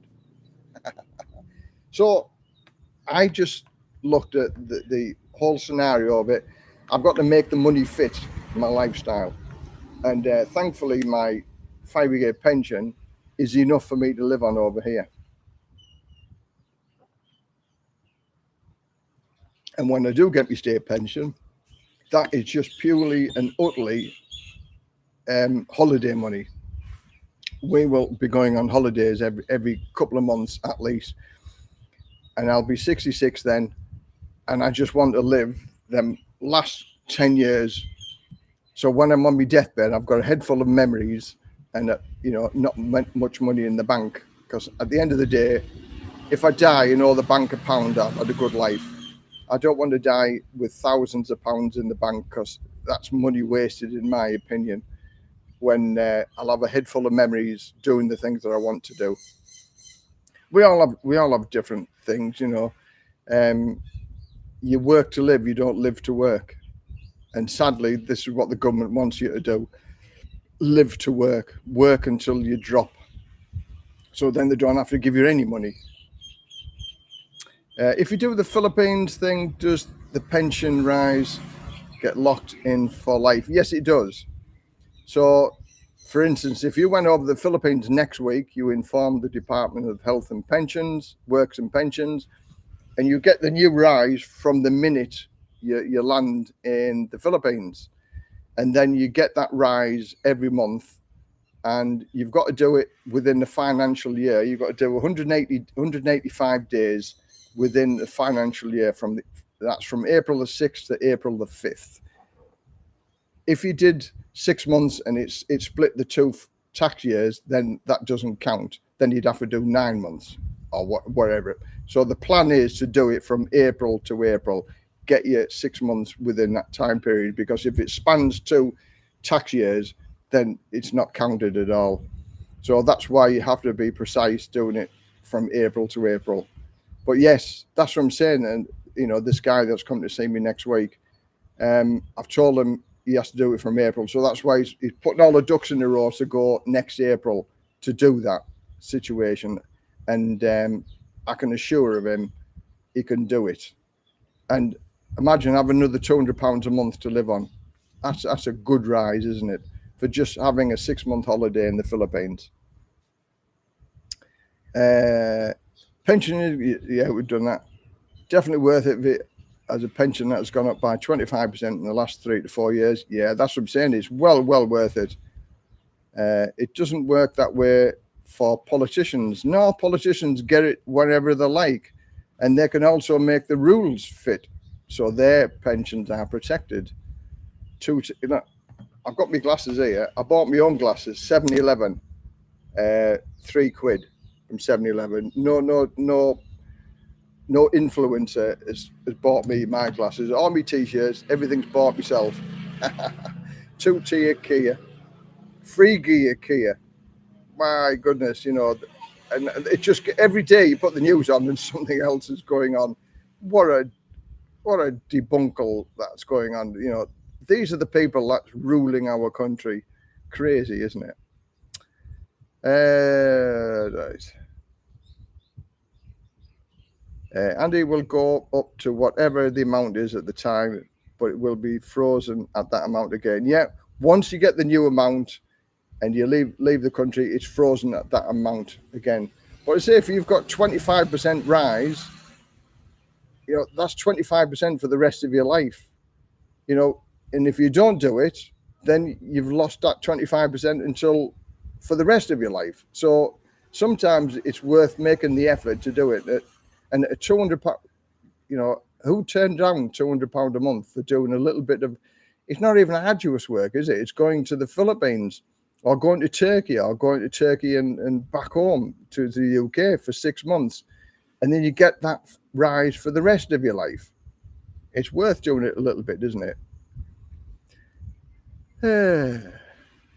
I'm looking forward to seeing that retirement home video. Yeah, again, I've delayed it basically because of the information that's just come out this week. And he sent me an email, but I've been busy with the garden and stuff like that. I haven't been able to finish the video off, but it's a video worth watching because one of the biggest questions that people have is about medical care, medical cover, if you're going to retire into a care home over here in Thailand. Because if you're 65 and upwards, it's difficult to get medical insurance and things like that. And I agree with that. That's probably the only flaw in the system of stopping here. Because I've visited a care home in the UK and I've got the prices of care homes. I've got the prices of care from a care agency. And it's not a pretty figure in comparison to what you can get over here in Thailand. But you've got to think and look outside of the box. And this is sort of aimed at coming up to retirees, you know, the 50s and the 60s people, and thinking, well, yeah, I could do that. And with the suggestions that I can make on my videos, if you've got, say, £300,000 or £400,000 and you own your house, and if you go into a care home in the UK, you're going to lose all of that up to 23,500. So they'll take it off you anyway. But there's, again, ways and means around it, but you've got to look outside of the box to be able to do it. And I'm coming up with some suggestions and ways of thinking outside of the box so you don't lose all of that money and you can give it to your children without fear of losing it to the government. So there's ways and means, and Les always comes up with a solution, and it'll suit some people, but it won't suit all. But the information I got is well and valuable information with regard to thinking outside of the box, and certainly the medical cover with Bangkok Hospital, the main Bangkok hospital. But more about that on the video. Eilish, I heard that if you return to the UK for 6 months, then yes, your state pension increases to the correct amount. But what when you leave the UK, return to Thailand again? No, it doesn't fall back. It stays at that new rate, and you get that new rate when you've got to phone the Department of Work and Pensions up to tell them that you're in the UK, and you get that rise from then. Where it falls down is that, for instance, if you went in December, so January, February, March, April, you were there for 4 months, you would get that rise for the 4 months. But then that's the end of that financial year. So you have to do 6 months in the financial year to get the new income. So if you'd have gone there for the 4 months, yes, you get the new rate up until the April. Then your 6 months would have to start again. That's what I'm saying. This is why it's critical. And this is why when the people were asking me and they said, it's not going to work for the 6 months, it depends on the questions that you give to the tax people.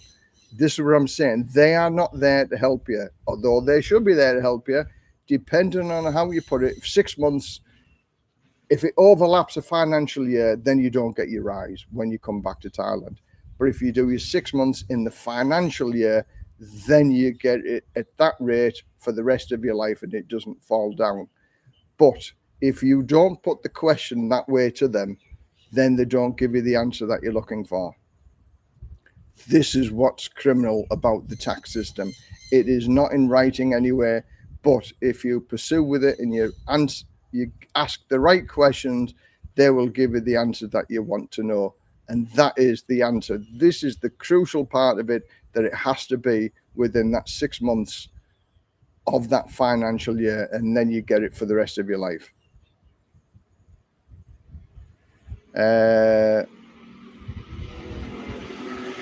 Sounds like England's gone downhill. Yes, it's going downhill, and every day it just goes further and further into the cesspit.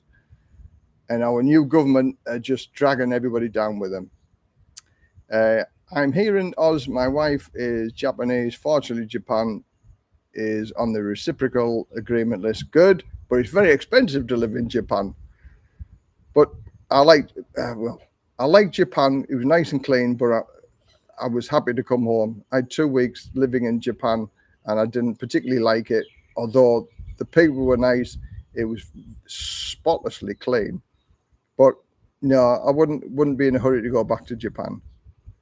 Hi Les, with 8 million baht and a pension enough to live in Thailand comfortably, yes. Yes, you'll live an okay lifestyle on that type of thing. If you want some help spending it, just come my way and I'll help you spend it. Stammer Hypocrisy sees nothing wrong with taking handouts, but was complaining about Tories doing it. Big secret going to come about him soon. Yeah, and I think we know what the secret is going to be. It's like me. I mean, I do the videos and I promote Sunshine International for the care home, residential care home and things like that. I get nothing from it. I won't take any freebies type of thing because I'm an impartial. I can tell it how it is. And again, same with Andrew when he said to me, go and ask whatever questions you want to anybody around the area, Les. You have free reign to go ask whatever questions you want. You open all the doors, go to anywhere you want. He said, we've got nothing to hide here. And my partiality is because nobody pays me to do this. I do it out of my own money. So I can give the impartial advice and impartial views of it. But in reality, he ticks all them boxes for everybody. If the government ran the agents or the nursing home the way that Andrew does it, everybody be happy to go into a care home. But my view of the care homes when I went was sadly, very sadly, I wouldn't want to be in here at all. But I wouldn't think twice about living in a care home over here in Thailand. And again, if there's enough people wanting me to go and do the video in down in October, I'll go and do it. And but it's at my expense, if you like. But I can get a lot of information off him. But I like to take my own camera and have a mooch around and talk to the people, and you know, straight from the horse's mouth, if you like. That's what I like to do, you know. But again, it comes at a cost, and we're going to spend a lot of money at Christmas and New Year. So whether I can fit it in October or not, I don't know. We'd only have to go there for 2 or 3 days, but that's another like couple of £100 to go and do the video. But we'll see. If there's enough interest in it off the next video, then I'll go and do it. Blah, blah, blah.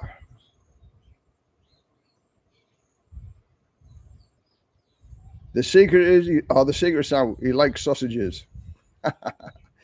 He likes wealthy sausages, I think. 66 thought you was 56. 64. I'm 64. And another 2 years, when I'm 66, then I get me pension. Stammer's father was Adolf. No, that's a new one. Never heard of that one. I've heard many other things, but not Adolf. But you could be right.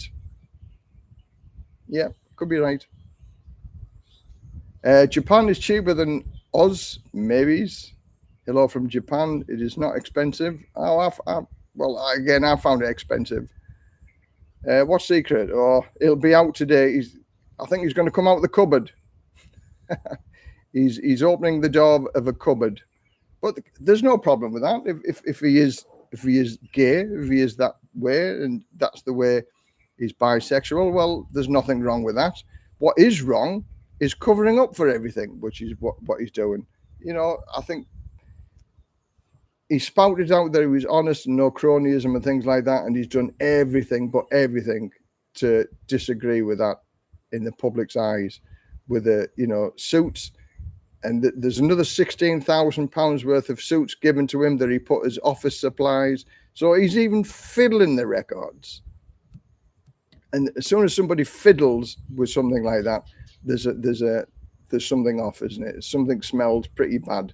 And he's done plenty of things like that. Oh, it's this. Oh, it's that. I'm not going to take any clothes anymore, but I'll still take the other tickets and the freebies that everybody gives us. His position, he's always going to be offered freebies. And I've got no problem with people offering him freebies, because when all's said and done, he's the Prime Minister. And I can't knock him for taking some of that. But the hypocrisy of it all, like the box, it was going to cost the taxpayer much more money to protect me in the stand. So I've had the box. And the £18 million,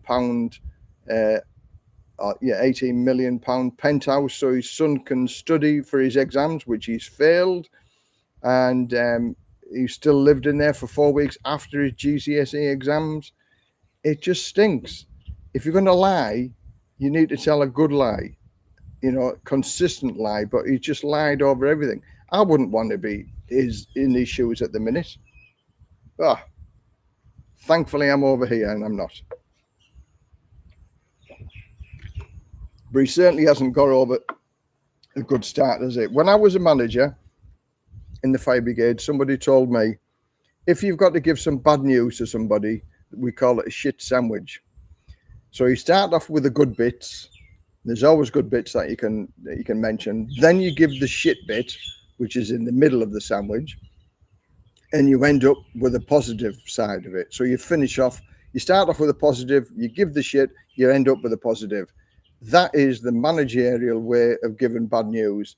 And he just gives shit, and more shit on his, announcement. Oh, we're going to suffer the pain. We're going to have to, the strongest people are going to have to.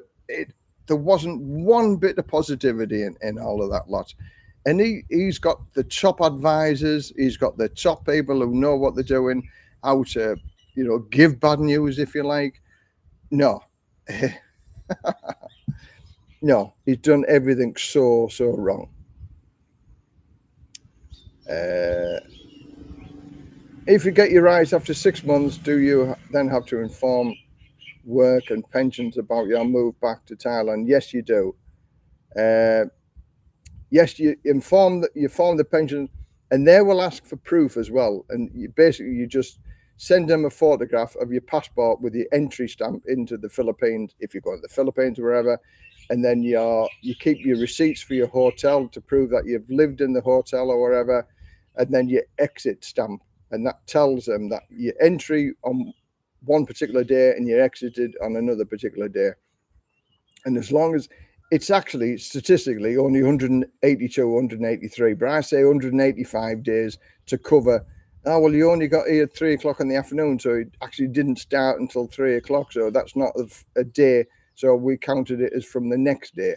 So if you say 185 days, then you know you're going to be covered from it. But yes, you've got to phone them up, tell them that you're in the Philippines or wherever, and then phone them up when you return back to Thailand or wherever. It's all to do with the information and telling them. Good on you, Les, for promoting early retirement. I retired at 57.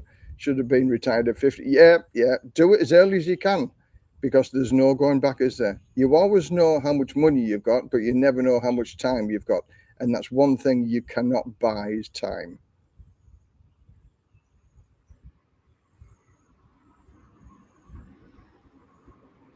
Secret rumor has its Stammer's beneficiaries also picked. Oh yeah, he's there's lots of snouts in the trough. Yeah, the rumor was he's thrown out by his wife while he was in the penthouse of a gay man. Yeah, I mean that's the latest, that he might be batting for both sides, if you like. Again, I haven't got a problem with that. Live.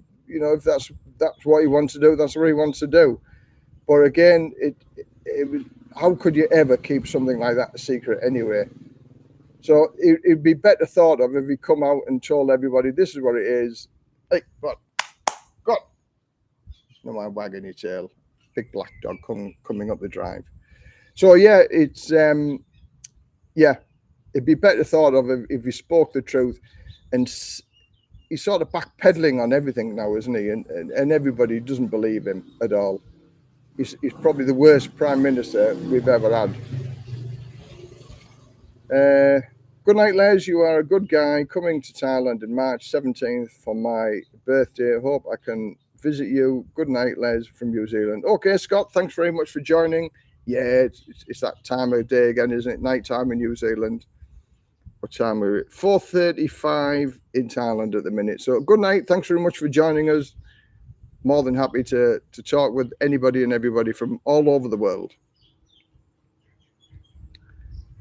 Lots of people are leaving the UK because of the government. Yeah, I mean, as I said, the amount of people that are leaving the UK, that's what I'm saying. The good guys out and the bad guys in.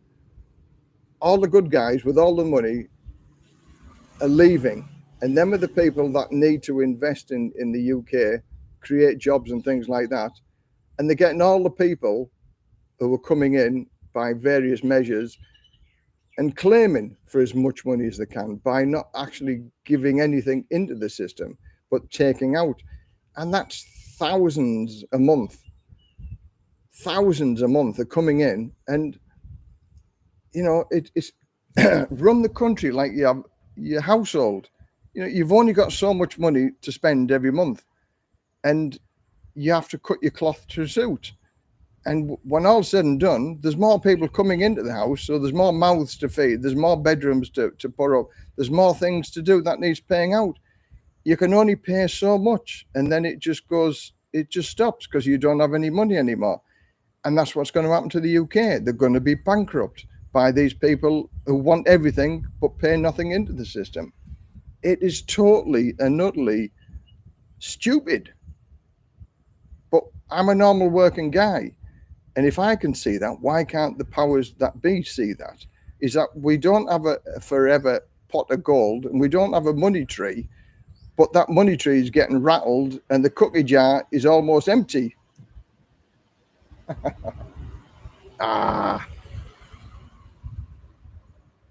Yeah, his son failed the exams anyway. Maybe it was maybe it's too quiet.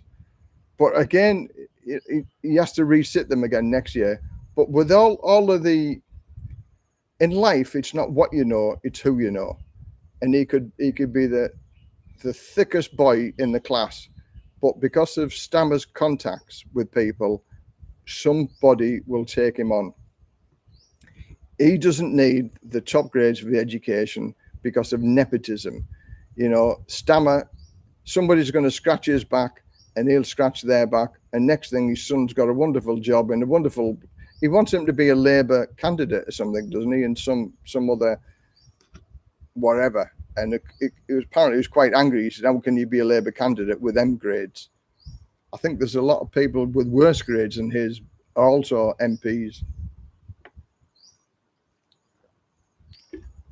I'm not a clever guy.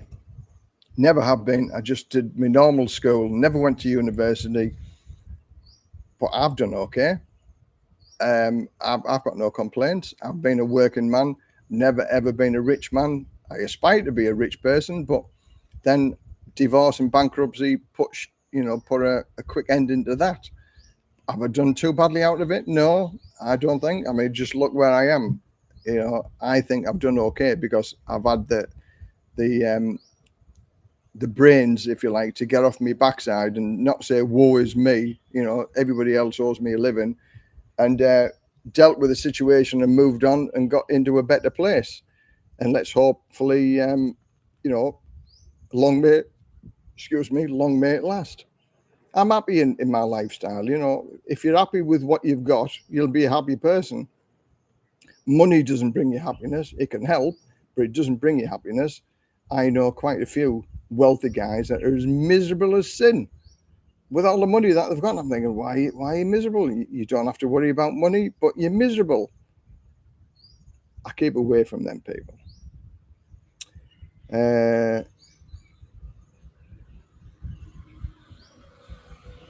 Apparently, immigrations are costing 150k each week. Yeah, it's monopoly money, isn't it? It's just expensive to live in most parts of Europe. A lot of working class people are trying to beat the system by moving to Southeast Asia. Maybe Southeast Asia have got it right. Maybe people are thinking, well, why do I need to pay all of this money to live here? Why do I need to pay high taxes? Why do I need to do this when there are other options out there? And there is other options out there. Thankfully, I discovered it, 14 years ago when I left the UK. I traveled around the world for 2 years and I lived in various countries. And I'm thinking, I like it here. I could live here. Yeah, the cost of living is good here. This is good here. And Thailand, for me, ticks all the boxes. Is it perfect? No, it's not perfect, but it ticks my boxes. It's far better for me to live here than it is in the UK. Or Europe. I like Italy. Italy would be my favorite place to live in the world. 100%. I loved Italy, and but I couldn't afford to live in Italy at all. Too expensive. But that is my number one place that I'd like to have lived in the world, Italy. France was good. I had a plot of land in France. I was going to build a house in France. My dreams were to live in France, build a house in the Gite, run a business there. And then the credit crunch of 2008 put paid to that. 45,000 extra euros to build my house, which I didn't have and I would never, ever have. So that just put paid to that. Sold me plot of land. First person that came to have a look at my plot of land bought it because it was stunningly beautiful. But you go with the flow, you change. And in Thailand, it was going to cost me 150,000 euros to build the house. And I had 120,000 in total. And I've got this house here, and it's cost me £72,000 when I paid for it. Half the price of what it would have cost to build my house in France. And then I would have still had taxes and that to pay in France. So yeah, when all said and done, I've gone with the flow, changed my direction, and that's all a part of life, is changing wherever you want to go and do what you want to do. And nobody should tell you what to do. You should do whatever you want to do because you are the person who's living your life. The UK is 2.7 trillion in debt now. We're already bankrupt. Yeah. Going home to tell the wife that you can get 2 hard-ons and one of them is not yours, that could be a problem. What's wrong with that? Only a man knows what a man wants.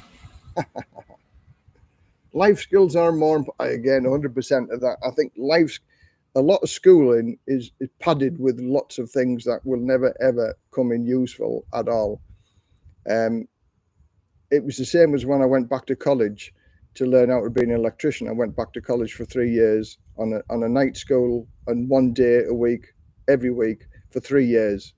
And a lot of that was padding just to make the course, because obviously the colleges are money-making machines. And whilst you're at college, you give the college the money with your fees and things like that. And I remember on one of them, transposition of formulas. I had never done that even at school, and I was 42-year-old when I went back to college, and I could never ever remember transposition of formulas. We did this for 2 years. Every 2 hours a week, we did transposition of formulas. Not one question of transposition of formulas appeared on my question paper. So that was 2 years of an hour and a half lectures, transposition of formulas, and we never even got one question. So padding out, a lot of wasted effort goes into padding out any program, any course. So yeah, life skills are the number one skills. I think you could get by in life by just having life skills. As long as you can read and write and do maths, them are the only 3 things that you need to do. Life skills, reading and writing, and maths are the 2 basic things that you want. And the third one is life skills, that you can just do things without asking other people to do it.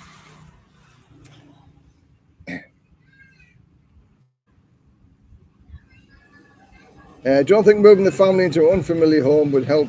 I mean, who's to say that they've never been there before? Apparently they were there during the COVID as well.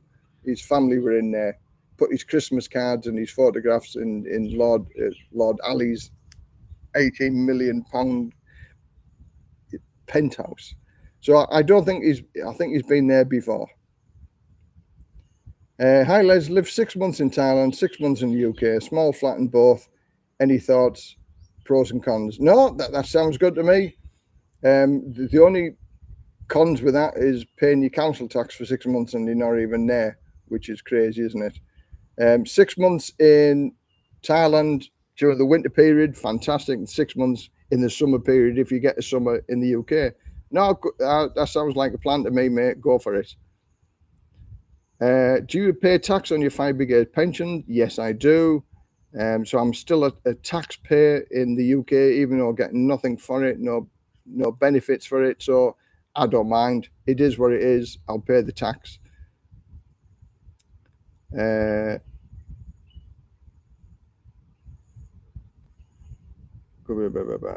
Italy, beautiful.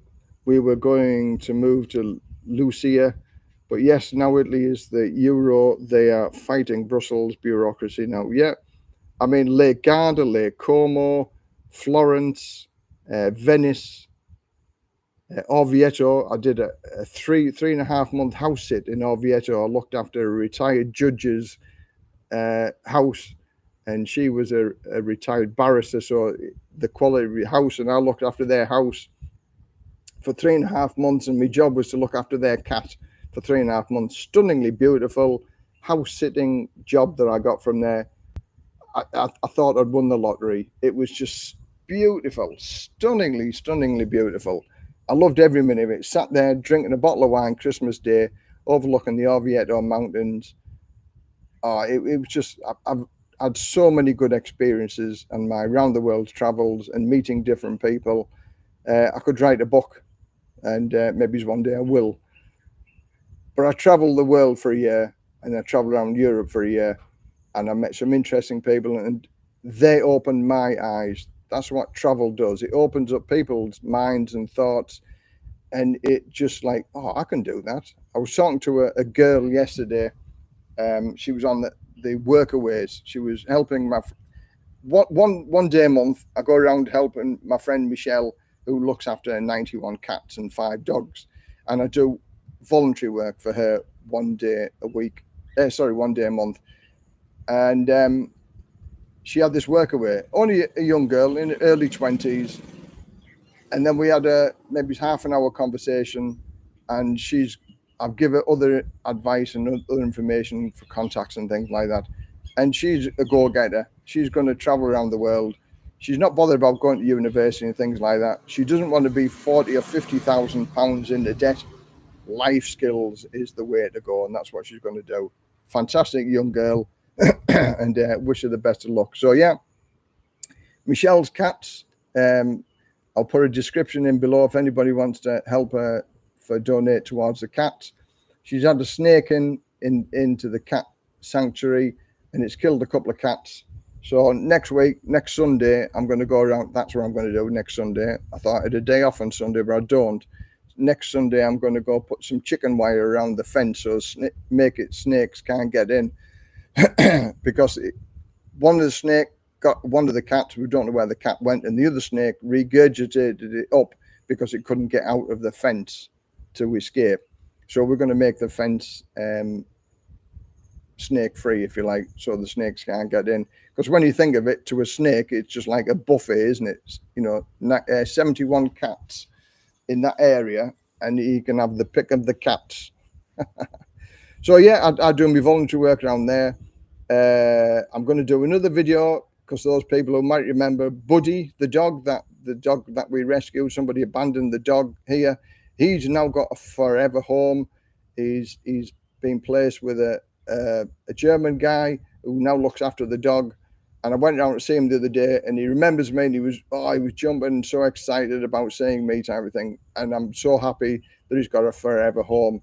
The dog loves the owner loves the dog. Happy days. Some good news. But I'm going to do another video about him anyway, because he was such a beautiful, loving dog. He deserved some good luck, if you like.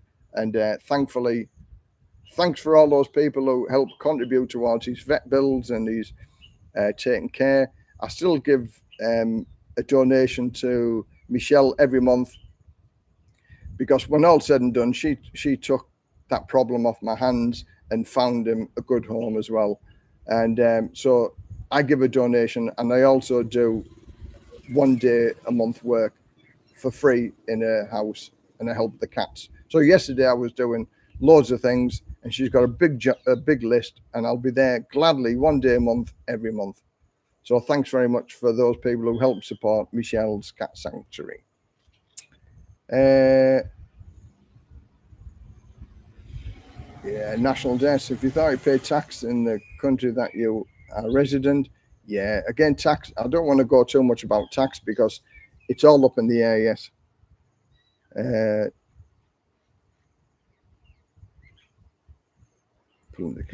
Hi Les, how long can you visit for in Thailand? There's a few ways of doing it now. The destination Thailand visa, seems to be a good one. That's 180 days, and you can redo the 180 days for up to 5 years, and it's 10,000 baht a time for 180 days. There are a few hoops that you've got to jump through, but again, they're not impossible. But if you just come here on a tourist visa, you get 60 days, and then you can extend it by another 30 days, and then you just do a border run to Cambodia or Malaysia, come back, you get another 60 days with a 30-day extension. You can do the border runs twice. So 9, 18, so you can get 270 days on just the border run with a 60-day visa coming into Thailand, and with a 30-day extension. The visa on entry is free, and then you pay 1,900 baht for a 30-day extension. And then when you do the border run, you can do that for a couple of thousand baht, and then you come back in again on another 60-day, and then another 1,900 baht to extend it for another 30 days. So in that 270 days is probably the maximum you can do it on a normal visa. DTV, Destination Thailand visa, 180 days. Then you can go out of the country. You can extend it once in Thailand, then the rest of the time you have to leave the country for a day, come back, and you can get another 180 days. as many times as you want. You can do that for a period of 5 years. So the visa situation, thankfully, in Thailand now is on the up. But they are making shooting themselves in the foot with the tax issue at the minute, because once you stay over 180 days, you are liable for tax, and that's going to put a lot of people off. But again, it's not impossible. There's ways around it. So yeah, there are many options for visas to coming to Thailand, and if you're over 50, of course, you can get a retirement visa, which gives you a year's visa, and that's 1,900 baht for the visa. But you have to put so much in to the bank, like 800,000 or 65,000 a month going into a Thai bank account. So yeah, visa options, there are many. So it's just do your research and just go from there. Once you get to your old age pension, it is added to my Facebook pension, and I pay extra tax. Oh, fibergate pension. Yeah, again, you just pay extra tax, 20%. Because we opted out, I don't get the full state pension. I think it's about 150 quid less. We opted out, whatever reason it was. So I don't get the full state pension, but it's about 150 quid a month less. But I can still manage on. I think 650 quid, I think I get, and then a little bit of tax. I might get about 500 quid of it, but £500 a month extra, that's going on holidays, just totally on holidays. That's my plan, Les. Sell my house, buy a camper van, work 6 months in Thailand. Yeah, I've got a guy coming over. He's lived in a van for 2 years now. He's coming to have a look at Thailand to see whether he can make the move and live here full time. He's coming for 6 months, which is good, because you've got the first time you come, it's holiday mode for the first 2 or 3 months, and I think it takes up to 6 months for you to become acclimatized to it and get out of the holiday mood and look to the various places that you want to go to. I talked to a few van lifers over in the UK, and it's something that I could do myself, living in a van full time. I could do it, but now there's so many restrictions. Like my ideal plan was to travel around Europe, but now you can only do that for 90 days. Then you can't go back for another 90 days or 180 days. There's more restrictions on that van life idea now. But down at the South Care in Redcar, there was at least 40 or 50 vans every night down there. So sometimes I'd like it to have been a lifestyle choice, but sometimes now it is a choice that people have to make because they can't afford the houses. And that's the sad part of it. But again, van life, I'm going to maybe go to Bangkok. A friend of mine who's thinking about buying a van over here and doing the van life over here in Thailand. He's thinking about buying a van and doing exactly the same as that. So it'd be interesting to go down and have a look at. You can get a van converted for about 580,000, which is still quite expensive, really, up to almost 1 million baht. So, but it is possible, and the conversions are beautiful. There's nothing shabby or chic about it. It's very, very nice. But that may come as another video. But for me, I can drive around in the car. Hotel accommodations here you can get from 500, 600, 700 baht a night.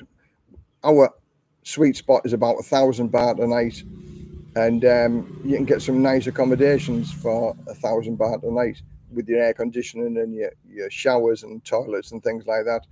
So van life probably won't take off as good over here as it does in the UK, but it's certainly something to look at.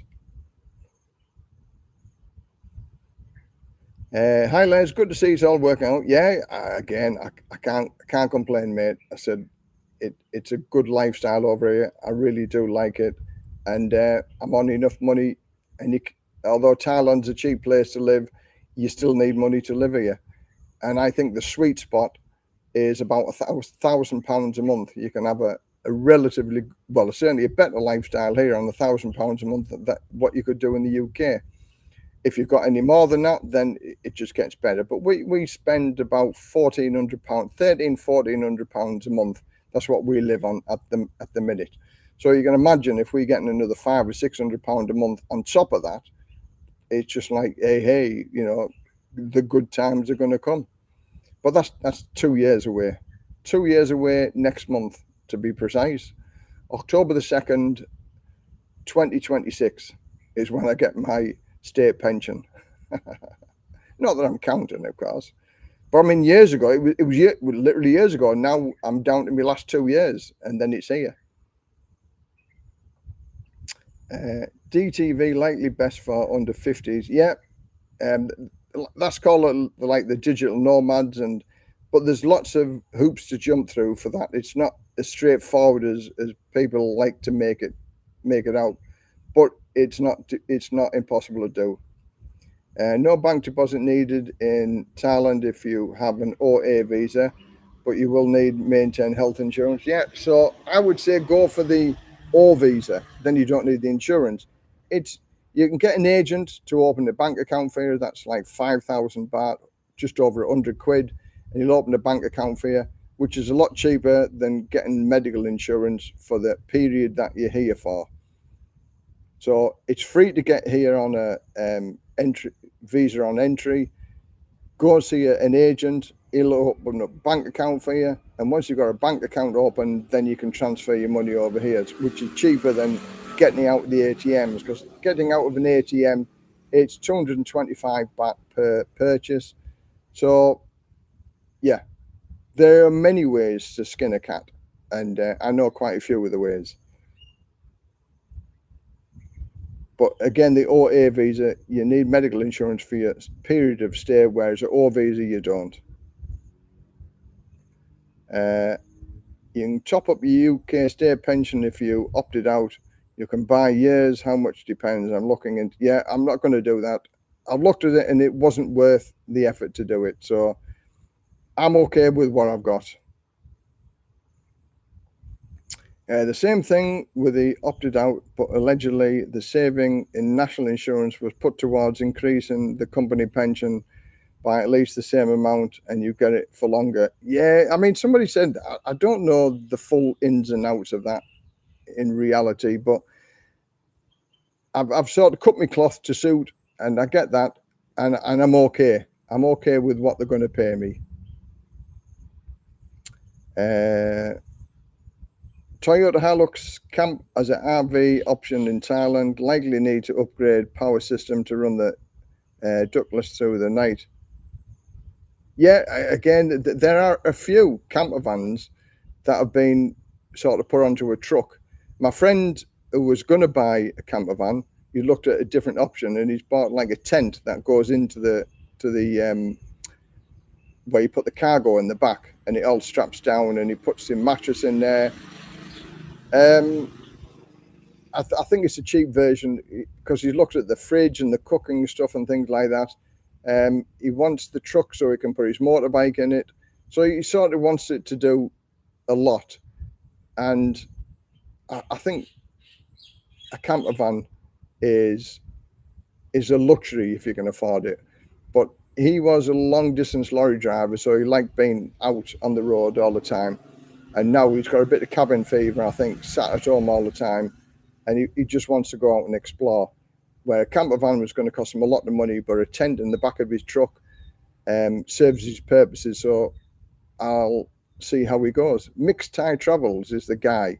So he's going to do some videos on that, but he lives in Khon Kaen.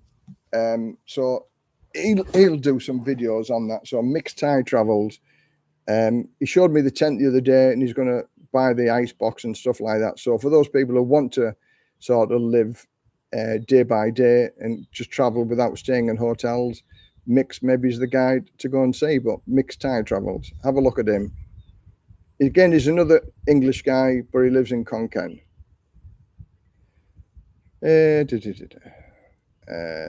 I'm in Chiang Mai now, and hostel 36 for 5 nights, one room, AC. Oh, that's good. I hope you're not getting bothered by the floods. The floods are everywhere, Chiang Mai, Chiang Rai. But 36 quid for 5 nights, you can't go wrong, can you? As long as you got your air conditioning, brilliant. Well done. Can you do a quick rundown on the differences between the O visa and the OA visa? Okay, yeah, O visa. O visa based on retirement, and that's either the O visa or the OA visa. But the O visa, we'll start off with the O visa. That is, you can get that. You just come into Thailand on a normal tourist visa for 60 days. And then you can actually apply for an O visa based on retirement once you're over here. And that you don't need to show medical insurance. On an OA visa, you can apply for that outside of Thailand, OA visa based on retirement. Then you need to show the bank statements, you need to show medical insurance for the duration of, so if you're going to stay here for 6 months or 12 months, you've got to show medical coverage for that amount of time. And I do believe now it's $400,000 and the 40,000 outpatients or something. It used to be $100,000. Anyway, I forget what the exact amount is, but it used to be a lot of money, which put lots of people off it. But now they've reduced it a little bit to encourage people to come on an OA visa. But that's basically the difference. The OA visa you apply outside of Thailand, and the O visa you can apply once you're inside Thailand. But if you're going to go the O visa based on retirement, I would, if you just want it for a year or something like that, go with an agent. An agent will sort all of that problem. Then you don't need to have any money in the bank. You don't need to show your income every month. And that could cost you about 30,000 baht, 600 quid, 650 to 700 quid. And the agent does everything for you. And that gives you 15 months of living in Thailand, because then that becomes 90-day O visa and then your 12 months retirement visa after that. And that's for about 30,000 baht. But that saves you a whole load of paperwork, saves you a whole load of hassle.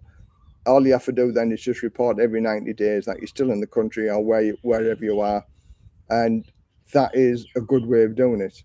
But if you want to do it long term, then you need to have your 800,000 in the bank or 65,000 baht a month, which is possible.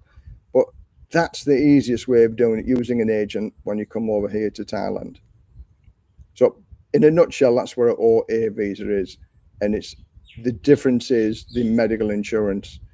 The O visa, you don't need it. The OA visa, you do need medical insurance. And that can be quite expensive.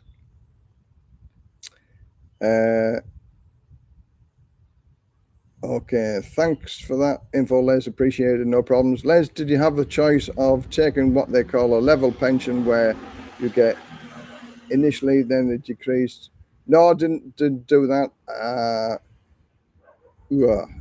I can't say what my pension. No, I took the lump sum to start off with, and then get an annual pension, which goes up with inflation or whatever it goes up with every year. So every April, my pension goes up. At the moment, the UK old age pension is available to all. I'm guessing that this will change in means tested. Yeah, it will be.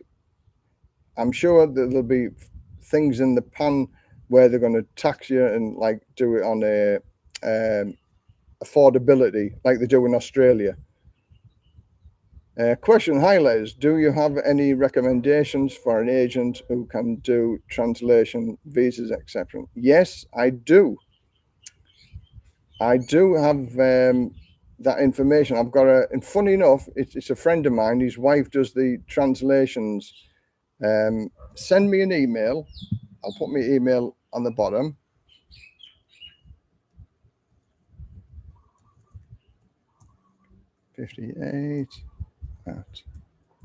@yahoo.com. Yeah, it's actually it's just started up. A friend of mine who does a legal translation service, and she can do everything online and do the translations, and she's a legitimate person as well. There's no sneakiness in it. She's not an agent. Well, she's an agent, but she's a legalized. She's got all the documentation, all the paperwork to say she can do it, legal translations. So yeah, just send me an email and I'll send the email over to you with the details. But yes, this can be done. Translation services and help towards visas for people to go if you want to take your Thai girlfriend back to America or Australia or the UK, I believe. But there's more information to come in the next week or 2 weeks for that. Andrew Lloyd, hi Les, enjoying the Fab live stream. As you know, I'm here in Thailand, living a great lifestyle thanks to the invaluable information you're giving everyone each week. Best wishes from me here. Thanks very much for joining in. Thanks very much for saying. That's what I'm here for, to help people along. It's a beautiful place to live, and I just want everybody to have a nice lifestyle. And if it means looking outside of the box, well, then we look outside of the box. Challenge with the O visa in Thailand is trying to get a Thai bank account without using an agent. Once set up, then easy. Yeah, well, that's it. If it's an obstacle, pay somebody to do it. 5,000 baht at the end of the day. It's not a lot of money, 100 quid, and they wave the magic wand, and within 24 hours, you've got a bank account. Is that too much to pay? I don't think so. To ease the flow of the money for your bank. There's one guy went to like 10 or 12 different banks because he was determined he wants to do it on his own, and he ended up going through with an agent anyway. Is it worth all that hassle? For 100 quid, you just go to the agent, and within 24 hours, it's done. So, but if you want to do it yourself, it can be done yourself. There are a couple of subscribers who've actually done it themselves, and bravo to them. But I opened my bank account myself, but that was 12 years or so ago, and it was much easier to open a bank account then. It's even more difficult now. Even if you have the 800,000 baht to put in the account, some bank accounts or some banks still say no. So that's why an agent comes in, and for 100 quid, it's not worth the hassle.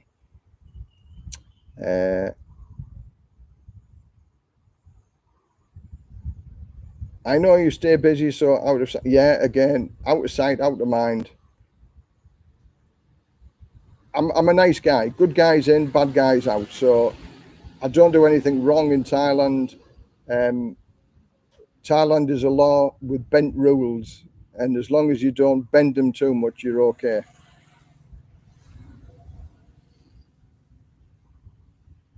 I went for the OA and then switched to the O on my own after visiting the family in house and country. Yeah, you can do that. I mean, the OA visa, I don't know why people actually do it anymore, because it's so expensive when there's other options. As usual, found it easier to use an agent to get the visa for my wife to visit England for 6 months. Yeah, the agents know it all. They give you the list of questions, what the immigration going to ask you. So, because if you take your wife to the immigration or the UK embassy, there's a list of questions that they're going to ask your wife or your girlfriend. And the agents have these list of questions, and they can tell you how to answer them, because, unless you've got a job or something to come back for, it's vital that you answer the questions, and the agent has all the answers to any and every question that they're going to ask you. And if there's some difficult questions within there, then they can tell you how you can answer the difficult questions as well. So an agent for doing that is worth paying. Many people have asked me, was I going to take Ploy back to England? She doesn't like flying anyway, and sat on a plane for 12 hours, she wouldn't relish that at all. Whereas I think it's very expensive in England, and I've left England to come and live in Thailand. So why would I take Ploy back to a country that I wanted to leave and I wanted to come and live in Thailand? It's far better value to go to Vietnam, Malaysia, Singapore, Bali. These are very, very beautiful countries, and it's much cheaper to visit there than do a month in England. That's my own personal preferences, but I wouldn't want to take Ploy back to England anyway. Too cold. This summer has been the worst summer since 2015. And as I say, she would have been sat there with a fleece on, with a jacket on, and still feeling the cold. So she doesn't want to go anywhere.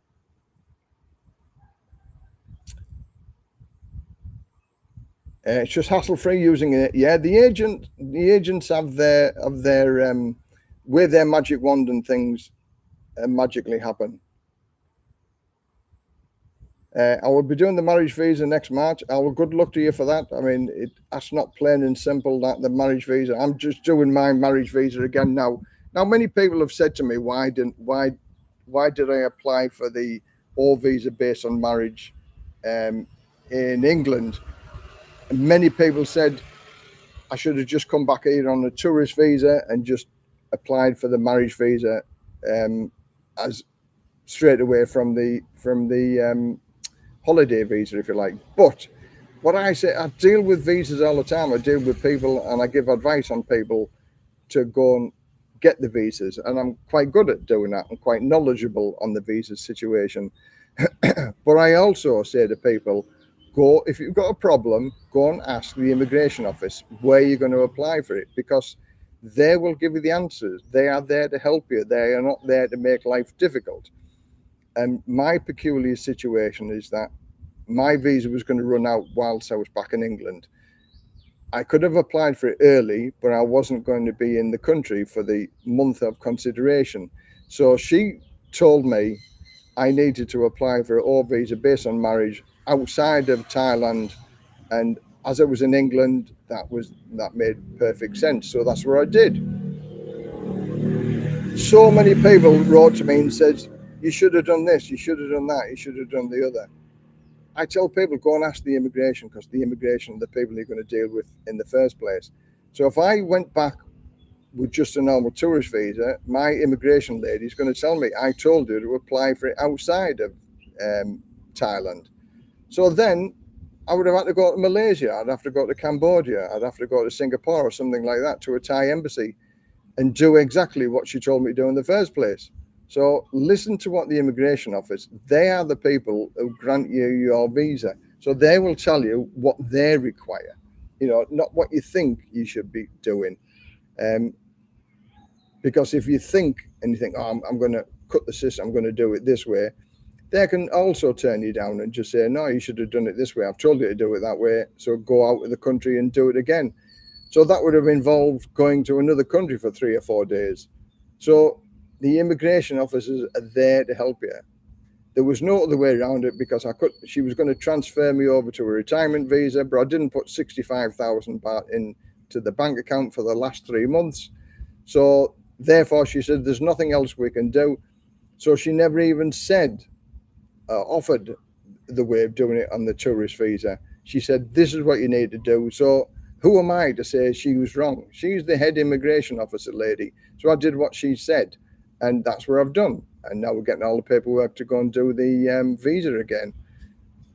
But that's what I'm saying, that they are there to help you. So if they tell you to do something, don't argue with them, because they are always right. Yeah, never argue with the immigration officer. Most of the pleasant and not use my aggressiveness wife. She who shall be obeyed, our immigration officer. Nobody particularly likes her. She's a tough old bird. But when all's said and done, for the time, this will be our 6th marriage visa, and she's always asked for more information. She's not an easy person to deal with, but never impossible. Was lucky enough to open a bank account with a Bangkok bank about 3 years ago myself, but some banks just wouldn't entertain me. Harder now, yeah. So again, I always say to people, I get this question many times, where's the easiest to open a bank account? Go and use an agent. I don't even go through what you need to open a bank account now. You can have 2 million baht to open a bank account, but sometimes it can still be difficult to do. An agent, 100 quid. If you've got 2 million baht, what's another 100 quid? My Vietnam Wi-Fi and 2 sons come to live here in the UK with me. Don't ask me where the visa costs. 32,000. Ooh, my friend's just took his Thai wife back to England. She only goes there for 6 months, and it costs him £1,500, and she has to go for an interview at the British Embassy every time she goes.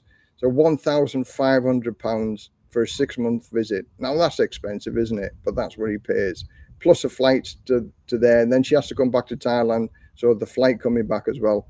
So thick end of 2,000 quid he has to pay for his wife to come and stay with him for 6 months. Then she has to come back to Thailand for 6 months before she can do it all again. That's expensive, not the 1,900 baht for our visas. So there's a few hoops to jump through, but it's still far cheaper to live here with a visa than trying to get your wife back to the UK.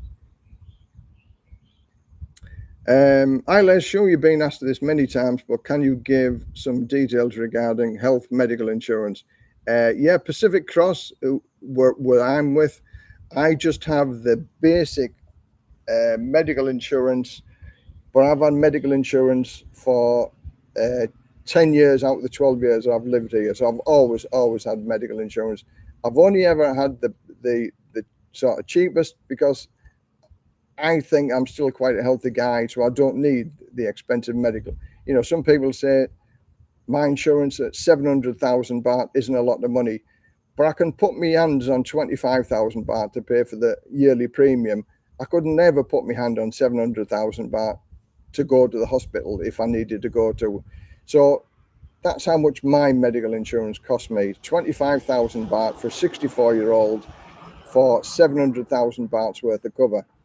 Some people said I should have 2, 3, 4 million baht. Why do I need that amount of money? Because I'm a healthy guy.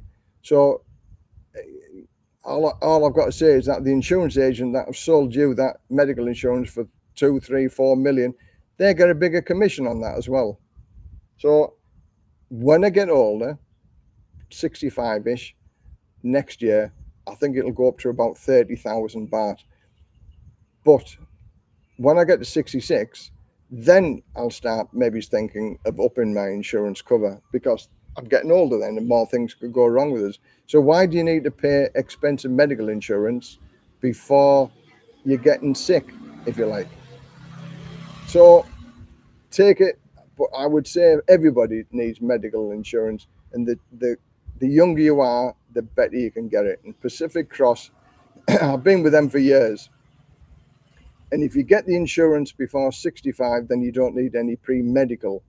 But if you're over 65, then Pacific Cross ask you to go for a basic medical check, and they just make sure that's okay. And then you may also have an interim period of 6 to 12 months in case like you've got cancer or something like that, or something, gallstones or stuff that you sort of know about, and you've sort of took on the insurance to think or the insurance may cover it. So there is a waiting period, but do it before you're 65, and then the insurance is cheaper, and they will insure you up to the age of 99 years old. It's not going to be cheap, but insurance is available. I hope that answers your question. But yes, Pacific Cross. And in one of my videos for insurance, I had a chat with one of the agents for Pacific Cross, and I did an interview with him in Bangkok, and he answered all of them difficult questions that people have to ask. And I do have a link in my description below to contact Loic from Pacific Cross. The question, the wife at UK immigration called me to make sure she had somewhere to stay. Yeah, now come in a dinghy. Yeah. If you come in on a boat now into the UK, and then you decide that you want to leave, the government will give you £3,000 to go home as well. So you could come in, stay in a 4-star luxury hotel, and if you said, okay, I want to go home now, they'll give you £3,000 to go home with. It's a no-brainer, really, isn't it? Just walk up on the Dover beach, just come in any old house, throw your passport away and just say, listen, I'm here. Look after me. Good luck. I hope everything works out for you, but it's not cheap if you do everything correctly in the UK, is it? Whereas other people get all of these freebies and they've done nothing for it. My Taiwanese wife, to whom I have been together for 27 years, Never ever wanted a UK visa. Oh, well, there you go. 20 years, 7 years. Well done. I didn't have that with 4 wives. I may be somewhere near there now. I've been saying let's live in Vietnam for the past 7 years. I like Vietnam. Vietnam is beautiful, but it's just very, very hard to get a retirement visa for Vietnam. But I think there's moves afoot to make visa entry a little bit more simple now in Vietnam. But yeah, I like it. Vietnam is good. Ask Eddie. Yeah, Eddie. Eddie, he was never my cup of tea, but I have followed what's happened to him, and sad that he's only been given 15 months to live. But he had insurance, and that was good. There was a lot of doubt at the beginning of it whether he had insurance or not, and but thankfully now he got the treatment, and he's back in the UK now with aspirations of coming back over to Thailand. I think them days are over, only because he could probably never afford the insurance to come back over to Thailand, because that would be prohibitively expensive for him to come over to Thailand. To get even cover for like 2 or 3 months would be very expensive, bearing in mind he's being given 15 months to live. If he came over here for 2 or 3 months and he took ill, back in the hospital again, his bills would just skyrocket. So he'd have to have insurance, and it'd be very, very costly, I think, to have that type of insurance to come back to Thailand. So sadly, I think Steady Eddie's days are over of coming to Thailand. It's just a distant memory. I'm sad that he's gone that way. I'm sad that anybody gets an illness like that, because he was 2 years into what he wanted to do for a living. It just reaffirms my case. You need to do what you can whilst you can, whenever you can, for as long as you can, because Eddie started, I believe, at 62 with the intentions of, traveling around for the rest of his life, and he got 2 years of it. He's going to be dead within 2 years. But he knows he's on his final warning, if you like.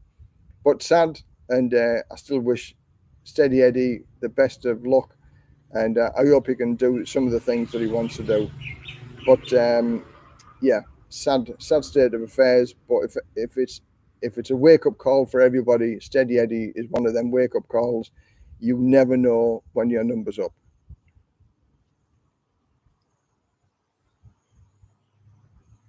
Broken Britain, what a sad, sorry place we've become. Yeah, I did a video on Broken Britain, and again, it's. Some people said I was trashing the UK. I wasn't trashing it. It was my views and what I could see looking at it from outside. I'm forever grateful to the UK for giving me the education and the skills to be able to do and live where I am now. But none of it came free. I had to work. I'm a normal working guy. No silver spoons, anything else like that. Everything that I've got now is through my hard work and through the choices and decisions that I made in my life as well. And that's open to anybody and everybody in the UK. But my answer is to those people who say that I'm knocking it, give me something good that's happened in the last 10 years. And do you know something? I've asked this question a dozen times. Not one answer has come that somebody said, this one event has happened in the last 10 years, which is good for Britain. Nobody can tell me anything in 10 years. And how sad that is, that not even one answer. So yeah, Britain is on the decline, but it can recover. And I thought the new Labour government were the answer to that. But if anything, they're worse than the Tories. But that's my own opinion. Your info is priceless. Thank you, Les. Thanks very much, Martin. Yeah, thanks very much for that. It has cost me about 20,000 and 5 years to get my wife UK citizenship. Wow, that's a lot of money, isn't it? £20,000. Whoa, but well done anyway. If you've got it and you're happy with it, fantastic. In the UK, can apply for your pension over the phone. If you're in another country, they want to post everything. Apparently, yeah, I can do it online. I can do it up to 3 months before it's due online, so there's no problem with that. I've got no worries with it. It can still be paid into my UK bank account, which I've still got. But even if that was closed, it can be paid directly into my Thai bank account. So there's no problems with that. The UK is done now, end of. I think it can recover. It just needs the right person, and Stammer isn't the right person. But then, what I could say, who's going to take the poison chalice? I think at the minute, with everything that's going on, there's no quick fix. There's going to be a lot of pain, but there can be some pain done that everybody sees it's worth the pain to solve the answer. And that is to stop paying the people who are coming here and getting all the freebies. If I was in the same position, I'd be on the boat. I'd be on the boat tomorrow. I mean, they're selling the dream to all of these wrong people. The streets are paved with gold. You get put up in a 4-star hotel. You get a weekly amount of money. You get a phone. You get this. You get that. You get the other. And if you say you're from a certain country, they can't deport you. I'd be on the next boat tomorrow, you know. But because I'm British, I'm not entitled to any of that whatsoever. In fact, I get penalised because I've decided to leave the country. Perhaps I need to come back on a rubber boat if I ever needed to come back. How wrong is that? I have to abide by the law here in Thailand to live here. I have to report every 90 days, and if I do anything wrong, I go to jail with 40 other prisoners in a jail cell. I can be deported. This is the answer. You know, they don't take any crap over here in Thailand. You know, if you get caught breaking the law, you're ousted. You're ousted. Get out, and you're not coming back. Banned for 5 years, banned for 10 years. We just have open, coming in. Oh, you've been a murderer, you've been a rapist. Oh, coming in, because we can't send you back to your home country, can we? If you've done that bad things, you won't be able to live in your own country. How stupid that is. Anyway, I don't want to go down that political route, but you get my drift. Brexit in name only, yeah. Thank you, Les, for the info about where to go for a longer stay. Appreciate it. No problems. Thanks very much for listening. I hope you can find a way to stop by here as long as you can. I've worked for 50 years in the UK. Started paying income tax, national insurance, 1974. Not missed a year since. So many people are now coming to the UK, not contributed anything, but taking more than their fair share. And will do for the rest of their lives as well. There is a cloak of secrecy. They don't actually want to tell you what the real story is, because if they told us the real story, wow, we'd be up in arms. And I think there is going to be civil disputes all over the country in the next year or 2 years, because it's a big subject. And aren't the government there to do as what we actually want? They just ignore us. We've told them the same thing for the past 14, 15 years or so. Not one of them have listened. They've said, okay, we'll deal with it. And now it's too late. It's a Trojan horse, isn't it? The channel is a Trojan horse, and the Trojan horse has come to the UK. And when the trouble sets off, it's us. Well, it's not us. It's the government to blame for it all. But it will happen. I guarantee it will happen. Yeah, so true. Brexit will never be implemented properly. Civil servants and politicians will see to that. Yeah, the snouts are in the trough. They're in it for themselves. I'll pat each other on the Jolly Boys Club type of thing. You know, the Black Ball and the Masons. They're all in it together, but we're not, because we're not a member of their club. We didn't go to the right school, and we don't have the funny handshakes.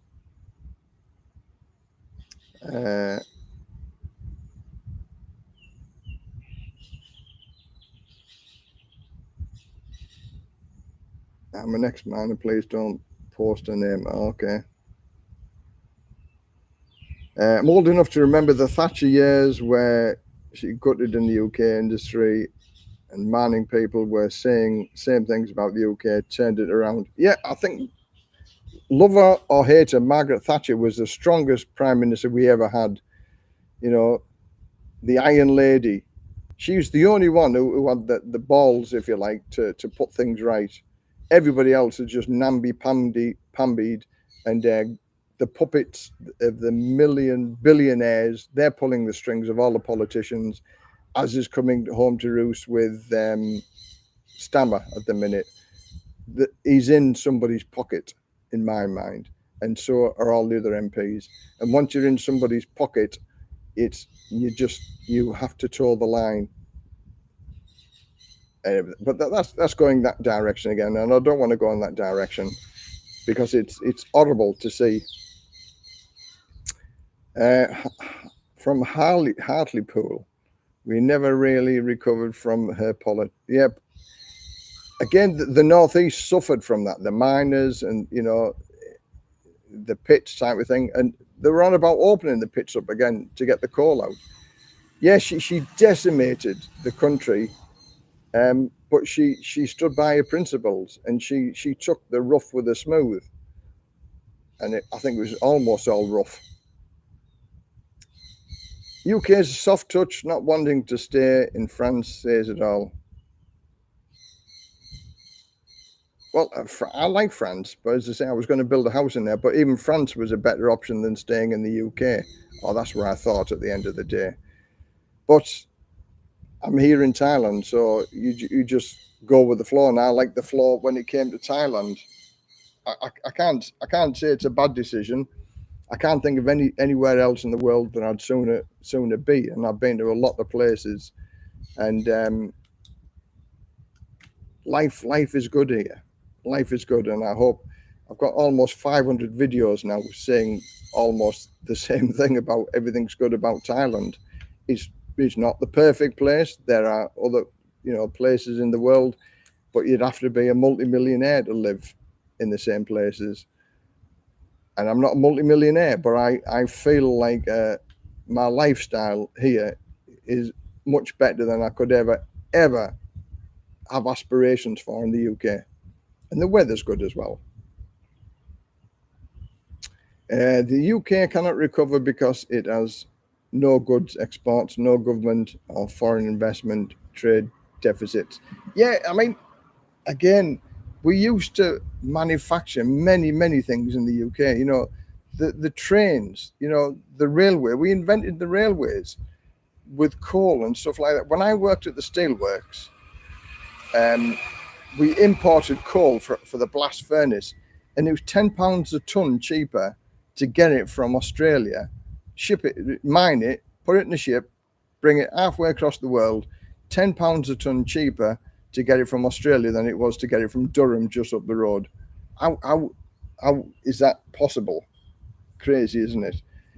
The steelworks has been bought up by Tata and decimated and closed, and Tata now are building a brand new furnace in India. It was bought up to close the steelworks. We got the renationalisation of the trains. It should never ever have gone out of the public hands. If the public pay for it, invest in it, the public get the dividends back as well. Not the franchises. Same as the electricity, selling our electricity substations and power stations to the French and paying more money for the French to give us our electricity back in the first place. Why on earth have we given all of our goodies away to other people? Greed, that's what it is. Greed, because people's pockets have been lined. We should have our own energy. We shouldn't rely on the French to give us our energy back from the power stations that are working in England, but we're paying the French to look after them. England has sold its gold for very cheap for a short-term gain, and in the long-term policies, they've never even looked at it long-term. Short-term gains, long-term pain, and that's what's happening. And we're paying for that price now. We should bring all our water industries into public ownership as well. paying, millions of pounds to the investors for polluting our rivers and our seas. How is that right? Put it back in public ownership.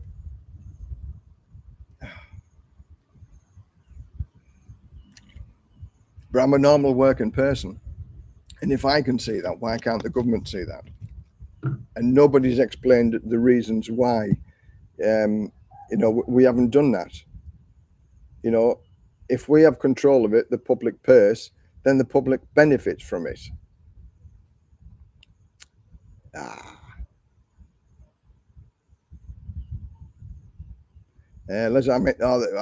migrants. You could talk about them all bloody day. Live life to the full. I sold my flat, so I have enough to live on until I get my government pension.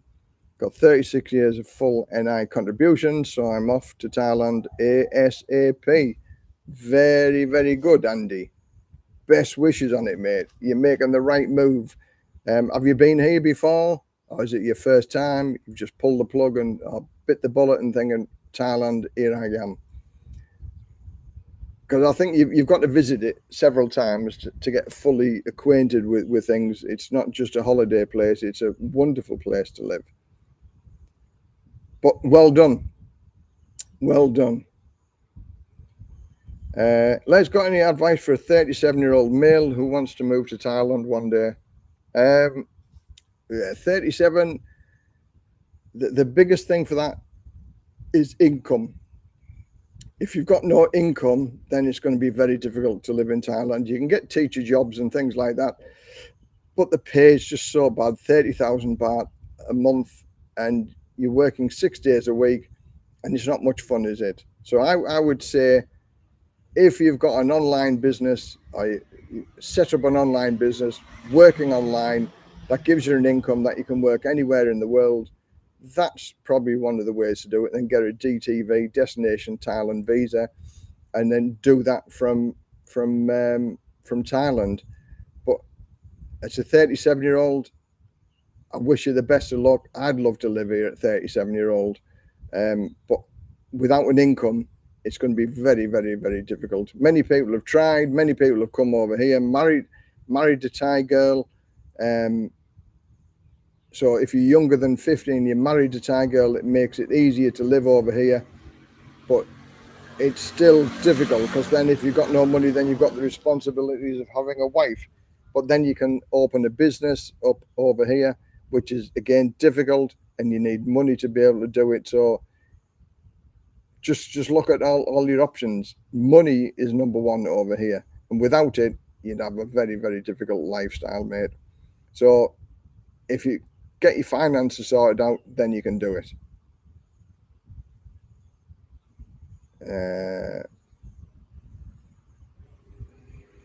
Yeah, water and electricity should never have been sold off. My father's cousin's god sister will be in Thailand beginning of mid-October to visit Chiang Rai. Yeah, beautiful. Good. Hope they have a good holiday. Going all of them parts of Thailand is a wonderful place, and October onwards it's high season, so it's going to be lovely. Weather conditions is lovely that time of the year.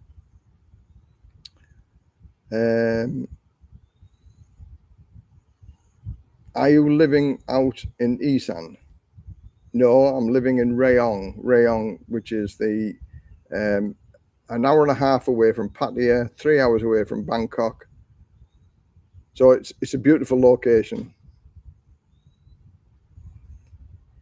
I just experienced Phuket for my first time, in Samui for my second. Phuket and Koh Samui. Koh Samui changed my life 100% when I went to Koh Samui, and it was beautiful. It was the tropical island paradise when I went 2002. It's different now, and Phuket is full of Russians. Somebody came up with a good name of it the other day, but for the life of me now, I can't think of what the name was. But it was an acronym, because it was full of Russians, Indians, and Chinese. So they used the acronym that mentioned all the Russians, Chinese, and Indians, and and it's true. It's full of all of them people. So it is not a good place to be at the minute. I don't think it's more expensive than it used to be. The demographics of its play has changed. The Thai people are not happy with what's going on in Phuket because of the Russians. They've sort of taken over everything. They've got their own hotels, they've got their own travel agents, they've got their own taxis, and they shouldn't be doing that. They are bending the law beyond what it should be, and there's going to be trouble because of what's going on with the Ruskies and the Indians and the Chinese. I think, nobody likes the word. I'm not going to say it, but different fractions of the Chinese and the Russians and the Indians, they're all going to be in conflict with each other, if you know what I mean. And money talks, and there's also plenty of trouble going on with drunkenness and stuff like that. See how it all pans out. The Thai people like the influx of money.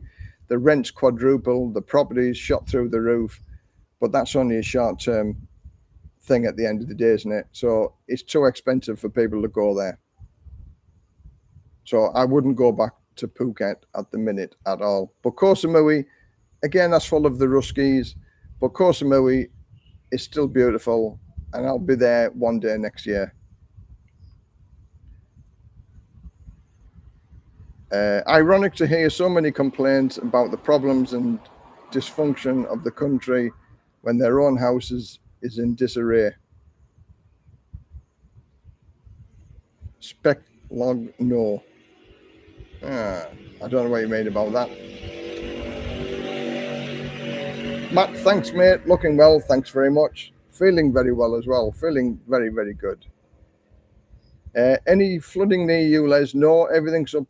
Is okay here. There's been plenty of rain, and my wife said she's 38-year-old and she's never known it rained this hard for as long in all of her life.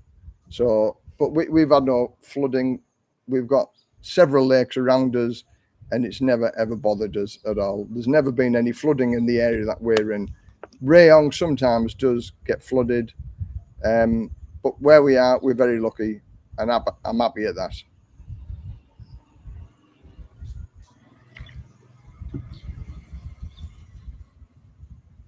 Russian, Indian, Chinese, heaven. It is. But they're all competing for everything down there, if you know what I mean. Question: can you recommend some good hotels to stay in Koh Samet next month? I would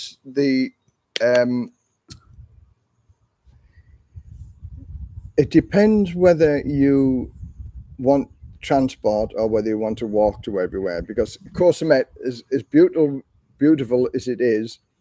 If you live in the town centre, Blue Moon Hotel, it's walking distance to the beach, or literally only less than a 5-minute walk to the beach, and they put the beach tables out every night on the beach, and it's beautiful. White Sands Beach, it's near, but you're in the town centre as well. Blue Moon House. Steve runs a guy called Steve is an English guy who runs it. He's got plenty of rooms there, and it's reasonably priced, and it's a good location. If you want to have the beach hut right on the beach, then you've got to go further afield, but then you need transport to get from A to B, if you like. And the taxis, it can be 200 baht to take you from A to B. But if you have a motorbiking, I hire one of them for about 300 baht a day. But I would say if you don't want to pay for the taxis and the motorbikes, Blue Moon Hotel in the Koh Samet town, you can actually walk from the boat where you get off at the pier to the Blue Moon. It's like less than a 10-minute walk.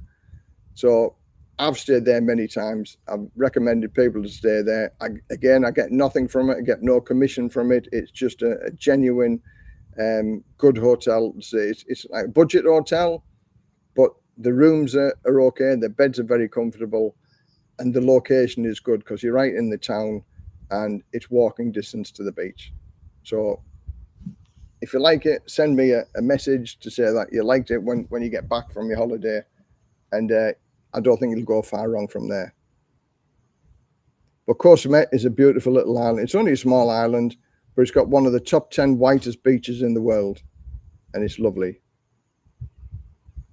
Phuket and Samui are expensive and become Little Russia. Pattaya is full of Indians, and Bangkok is full of Chinese. Where are the Brits? Actually, the Brits are very low on the tourist chart with regard to how many tourists come here to Thailand, because obviously we live a long distance away, really. The Brits, they're scattered all over the place, really. But when you think of Russia's only 2 or 3 hours away, so they are going to be the biggest number of people coming here, as are the Chinese, because again, 2 or 3 hours from mainland China, and there's millions of Chinese. So Thailand is right on the doorstep.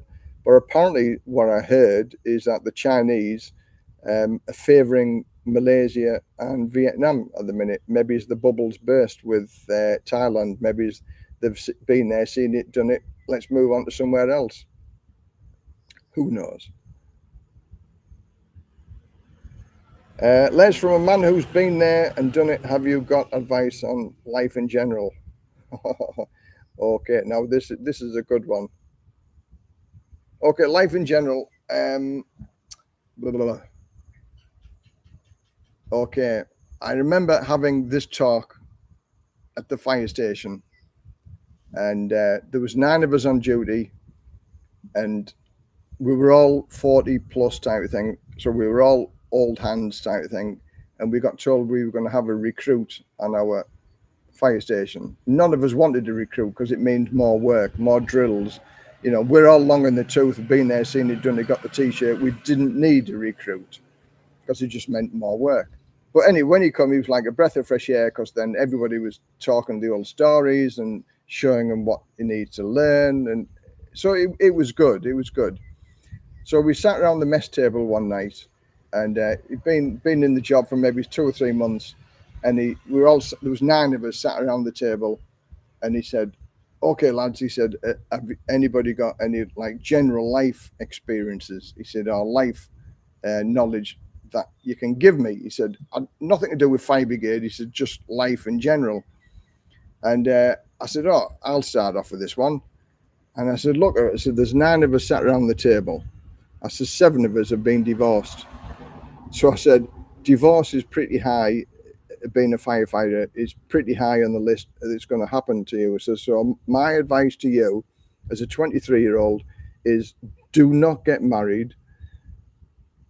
Go around, enjoy life. And when you get to 40, go and find the girl that's got divorced and has already got the house. Then you won't have to bother with a mortgage. So life, another one in life, I would say, do wherever you can, whilst you can, for as long as you can, because you never know when your number's up. Travel broadens the mind. When I did my round the world trip when I was 50, that opened my eyes beyond belief. Talking to other people that are traveling, and one of the guys that I met had never worked for 17 years. He had a 2-bedroom, 2 up, 2 up, 2 down house, terraced house, near Leeds it was. And at the time he was renting that out for £500 a month, and that was his whole income. And this is like 14 years ago now. £500 a month, that was his basic. That's what he had. He didn't have a bean more than that, and that was the rental coming in from the house. And he did like Workaway or HelpX, where you got, for in exchange for working. I've done a video on this, Workaway and HelpX. Have a look at that one. And he got free accommodation and free food for 7 days a week for doing 4 hours a day work. And then because he was a skillful guy, he was always in demand. So because he had every weekend off, other people would say, "Oh, well, can you do this around my house?" So he earned extra money working away at weekends at other people's houses. And then he's got a list of people that he used to go around, for like 2 or 3 weeks. There's a DIY fixer upper, painting, decorating, stuff like that, for free accommodation and free food. And all he had in England was a van with a mattress and a porta potty, which his son looked after, MOT'd and made sure it was insured and things like that. And then he went on to house sitting. So he used to look after people's pets and houses. So he had a number of houses that he looked after throughout the year. So now, over a 17-year period, he has properties that he goes to on I'll come do some maintenance in your house for a month. I'll look after your house over the Christmas and New Year period because you go with family and friends. So I'll take care of your house and your pets.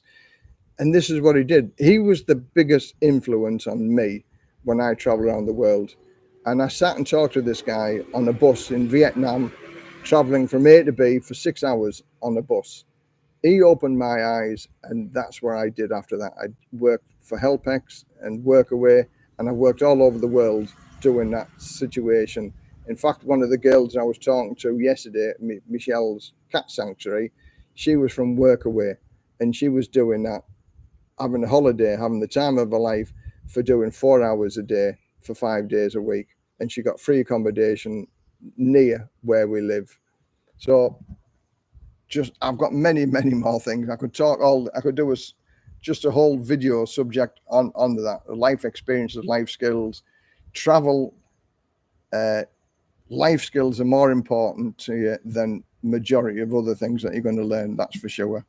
You need the reading, writing, and maths. Them are the most important things. Everything else is just fudged, and you can get by in life with all the politeness. Please, may I, thank you. That opens more doors than education does. Being a nice person opens more doors. You can be the nicest person in the world, and showing respect, it helps other people admire that. Opening doors for other people, please, being courteous and kind to other people. That is my take on the life skills and looking after your number one. I hope it's been helpful. But as I say, have a look at my videos, Workaways and HelpX's. It's a good way of traveling the world for next to nothing. Hello, Les. Just to let you know, I used your link to apply for health insurance. They sent me a couple of quotes. Just going through them. Need to get on board. Show before late. Add an excess. Yeah, again, there's many ways of doing it. And it's always negotiable at the end of the day.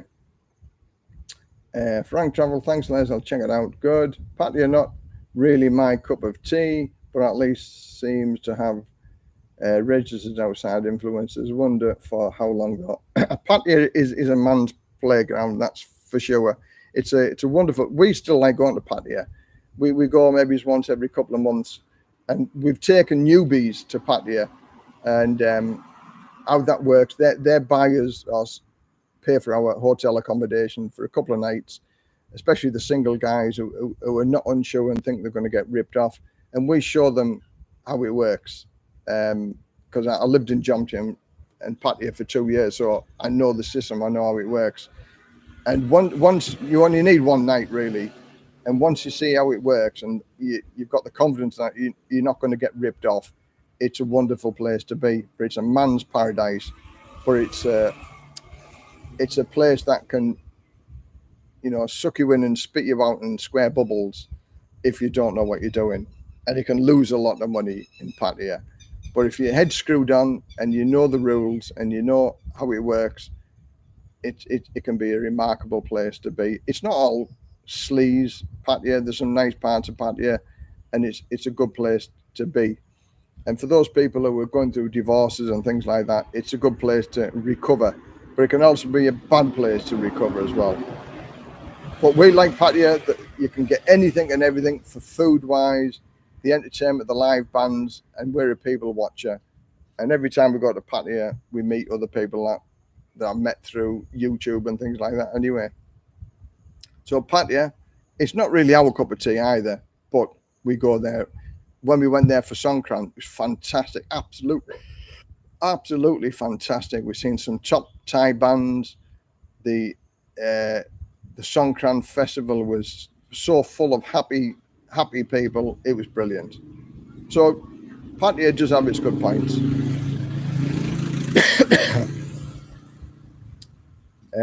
John Buffalo, is that wind up comment here?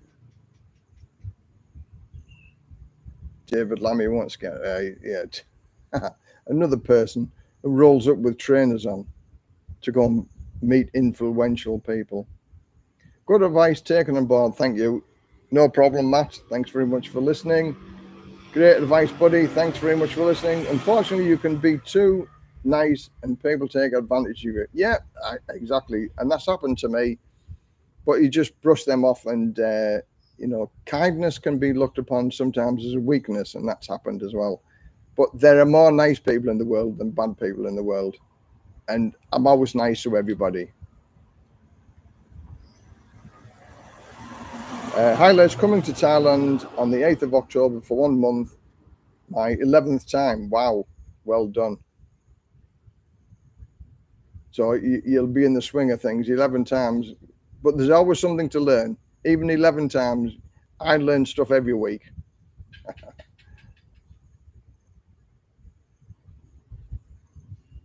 Best to take Patty and newbies upstairs in King first. Yeah, there's a few places I take people.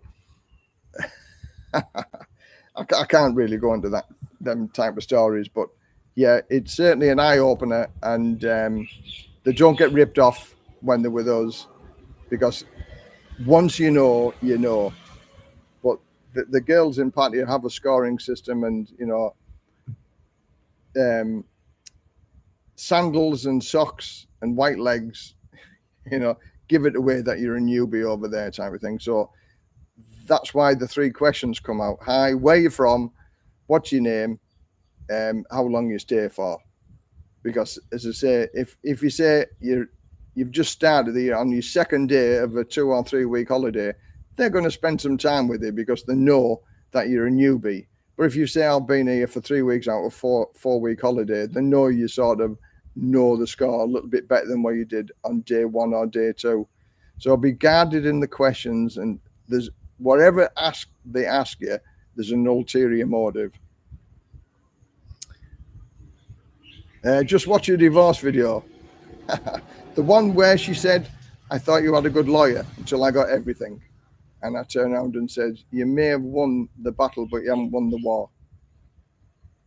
And I hope you stayed to the bit where I sent her a postcard from everywhere I went around the world.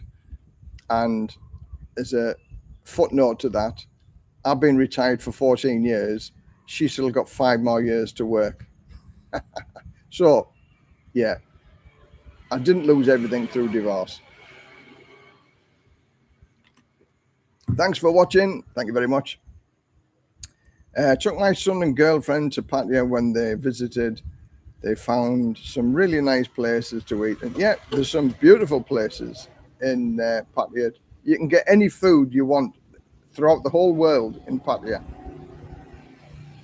I've noticed most of people that go to Thailand are low-class northerners. I'm from Richmond, London, but I think you are quite smart. Just hope your wife does not take all the money and throw you out. Oh, thanks very much for your kind words. I'm not even going to answer. I always say first time in Thailand. Yeah, first. You can have a lot of fun saying first time in Thailand, yeah. How much income are you getting to survive in Thailand, if you don't mind? I don't mind at all. It's out there in public knowledge. I live on between £1,300 and £1,400 a month. And I'm buying this house. We drive around in a nice car. We've just bought a brand new motorbike. We have our holidays. And I think I've got medical insurance. So we've got all of the boxes ticked, if you like. And we live a good life on £1,300 or £1,400 a month. And it's a good lifestyle, and it can be done by anybody. But I think but that's because I'm married. If I was single and do the Pattaya thing, you'd probably need £2,500 a month. But because I'm married, I live in a semi-rural location. We don't go to the bars every night. We don't go clubbing. We have social events. I'm going on a homestay holiday with 6 other people tomorrow for 2 days, Monday and Tuesday. And that's 1,200 baht a night. We'll take our own beers. The ladies are going to cook the dinners. So as far as social-wise is concerned, I'd sooner do that all the time than, go to the pubs and clubs and things like that. But single, you're talking of a couple of £1,000 at least, because the money just goes very, very quick. And it's the adult entertainment that'll take the biggest chunk out of that. Because living accommodation is very cheap. You can have a good lifestyle, and for like £200 to £300 a month, you can get a nice accommodation. I'm 97. You are a good man and look happy. Wishing you all the best. Thanks. Well done. 97. Oh, I'd like to think I could get to 97. But when we were young, 65 was you were a very old man, weren't you? In your 19s and 20, 25-year-olds, 65 was very, very old. I'm knocking on the door, 65-year-old, and I don't feel old at all. Maybe 60s is the new 50s. And as long as you're healthy and stuff like that, you can have a good lifestyle. I'm still going up and down ladders at 64-year-old, putting solar panels on me. I'm doing things that I didn't think I'd be doing at 64, 65-year-old. Doing the gardening takes it out of me, especially over here now because it's very, very warm. But I still do it. I still cut the grass, still cut the hedges. And at 64, it might take a little bit longer, but I'm still doing it. And I'm thinking as a 20, 25-year-old, I wouldn't be doing anything like that at 64, 65-year-old. So let's go. Yeah, we're able to have a home and everything for only 1,400. Yep, only £1,400 a month, and I can live quite happily on that. And I'm buying this house as well, not just renting it. So I'm paying a little bit more to buy it on a rent-to-buy system than just renting it. But yeah, £1,400 a month covers everything like that, and we can go on holidays. Also save some money for your children. No, my children are getting absolutely diddly squat. My kids hate the ground that I walk on, been poisoned by the mother over a number of years. Sadly, I've got 2 stunningly beautiful daughters, but they are not nice people at all. And there's no forgiveness in them. There's no, I thought I brought them moral scruples and principles. And but my ex-wife has destroyed all of that lot, and my kids despise the ground that I walk on. So my kids get absolutely nothing. But the door is always open for them to come back in, but it's been slammed in my face too many times. But the door's always open. New record, 3 hours? No. Almost 4 hours was my record, but 3 hours, 17 minutes. We're going strong, aren't we? And as long as the questions are here, I'll just carry on, talking to people. But as soon as my wife comes, and should be back here now, I think within another half an hour or so, I'll have to wind it up then because I have to move the car back in. But yeah, 3 hours, 17 minutes, not bad, is it? 4 hours is the longest though. But again, while the people are on here, we've still got 126 people in the house, so there's questions coming in all the time. I hope I can give the answers satisfactory to the people who want to know. As I say, any and every subject is not off the table, so you can ask whatever questions you want. And again, there's nothing too invasive. People ask me how much I'm living on. It's no secret because I'm already out there how much you can spend every month. So £1,400 a month, £1,300 to £1,400 a month, and that gives us a good lifestyle here. My insurance, almost 25,000 baht for 700,000 bahts worth of cover. So yeah, I tell it how it is, no BS. You get what you ask for, and I tell you the truth on here. Thank you, my friend. You're welcome. I live in Karat and love it. Yeah, my wife lives in Karat, and it's a nice part of the world. But as I say, her farm is right in the middle of the village. I am the only foreigner in the village, for certain. Your throat's going to be like, yeah, that's why I'm drinking water. I'm drinking water now. It's getting dark now, isn't it? I should have put my light up. I didn't think it was going to be this long. Yeah, but my throat will be sore in the morning, that's for sure. But it's been good. I enjoyed the live streams. Many people do also, because I'm in 120 in the house at the minute, which is good. 127 thumbs up, which is very, very good.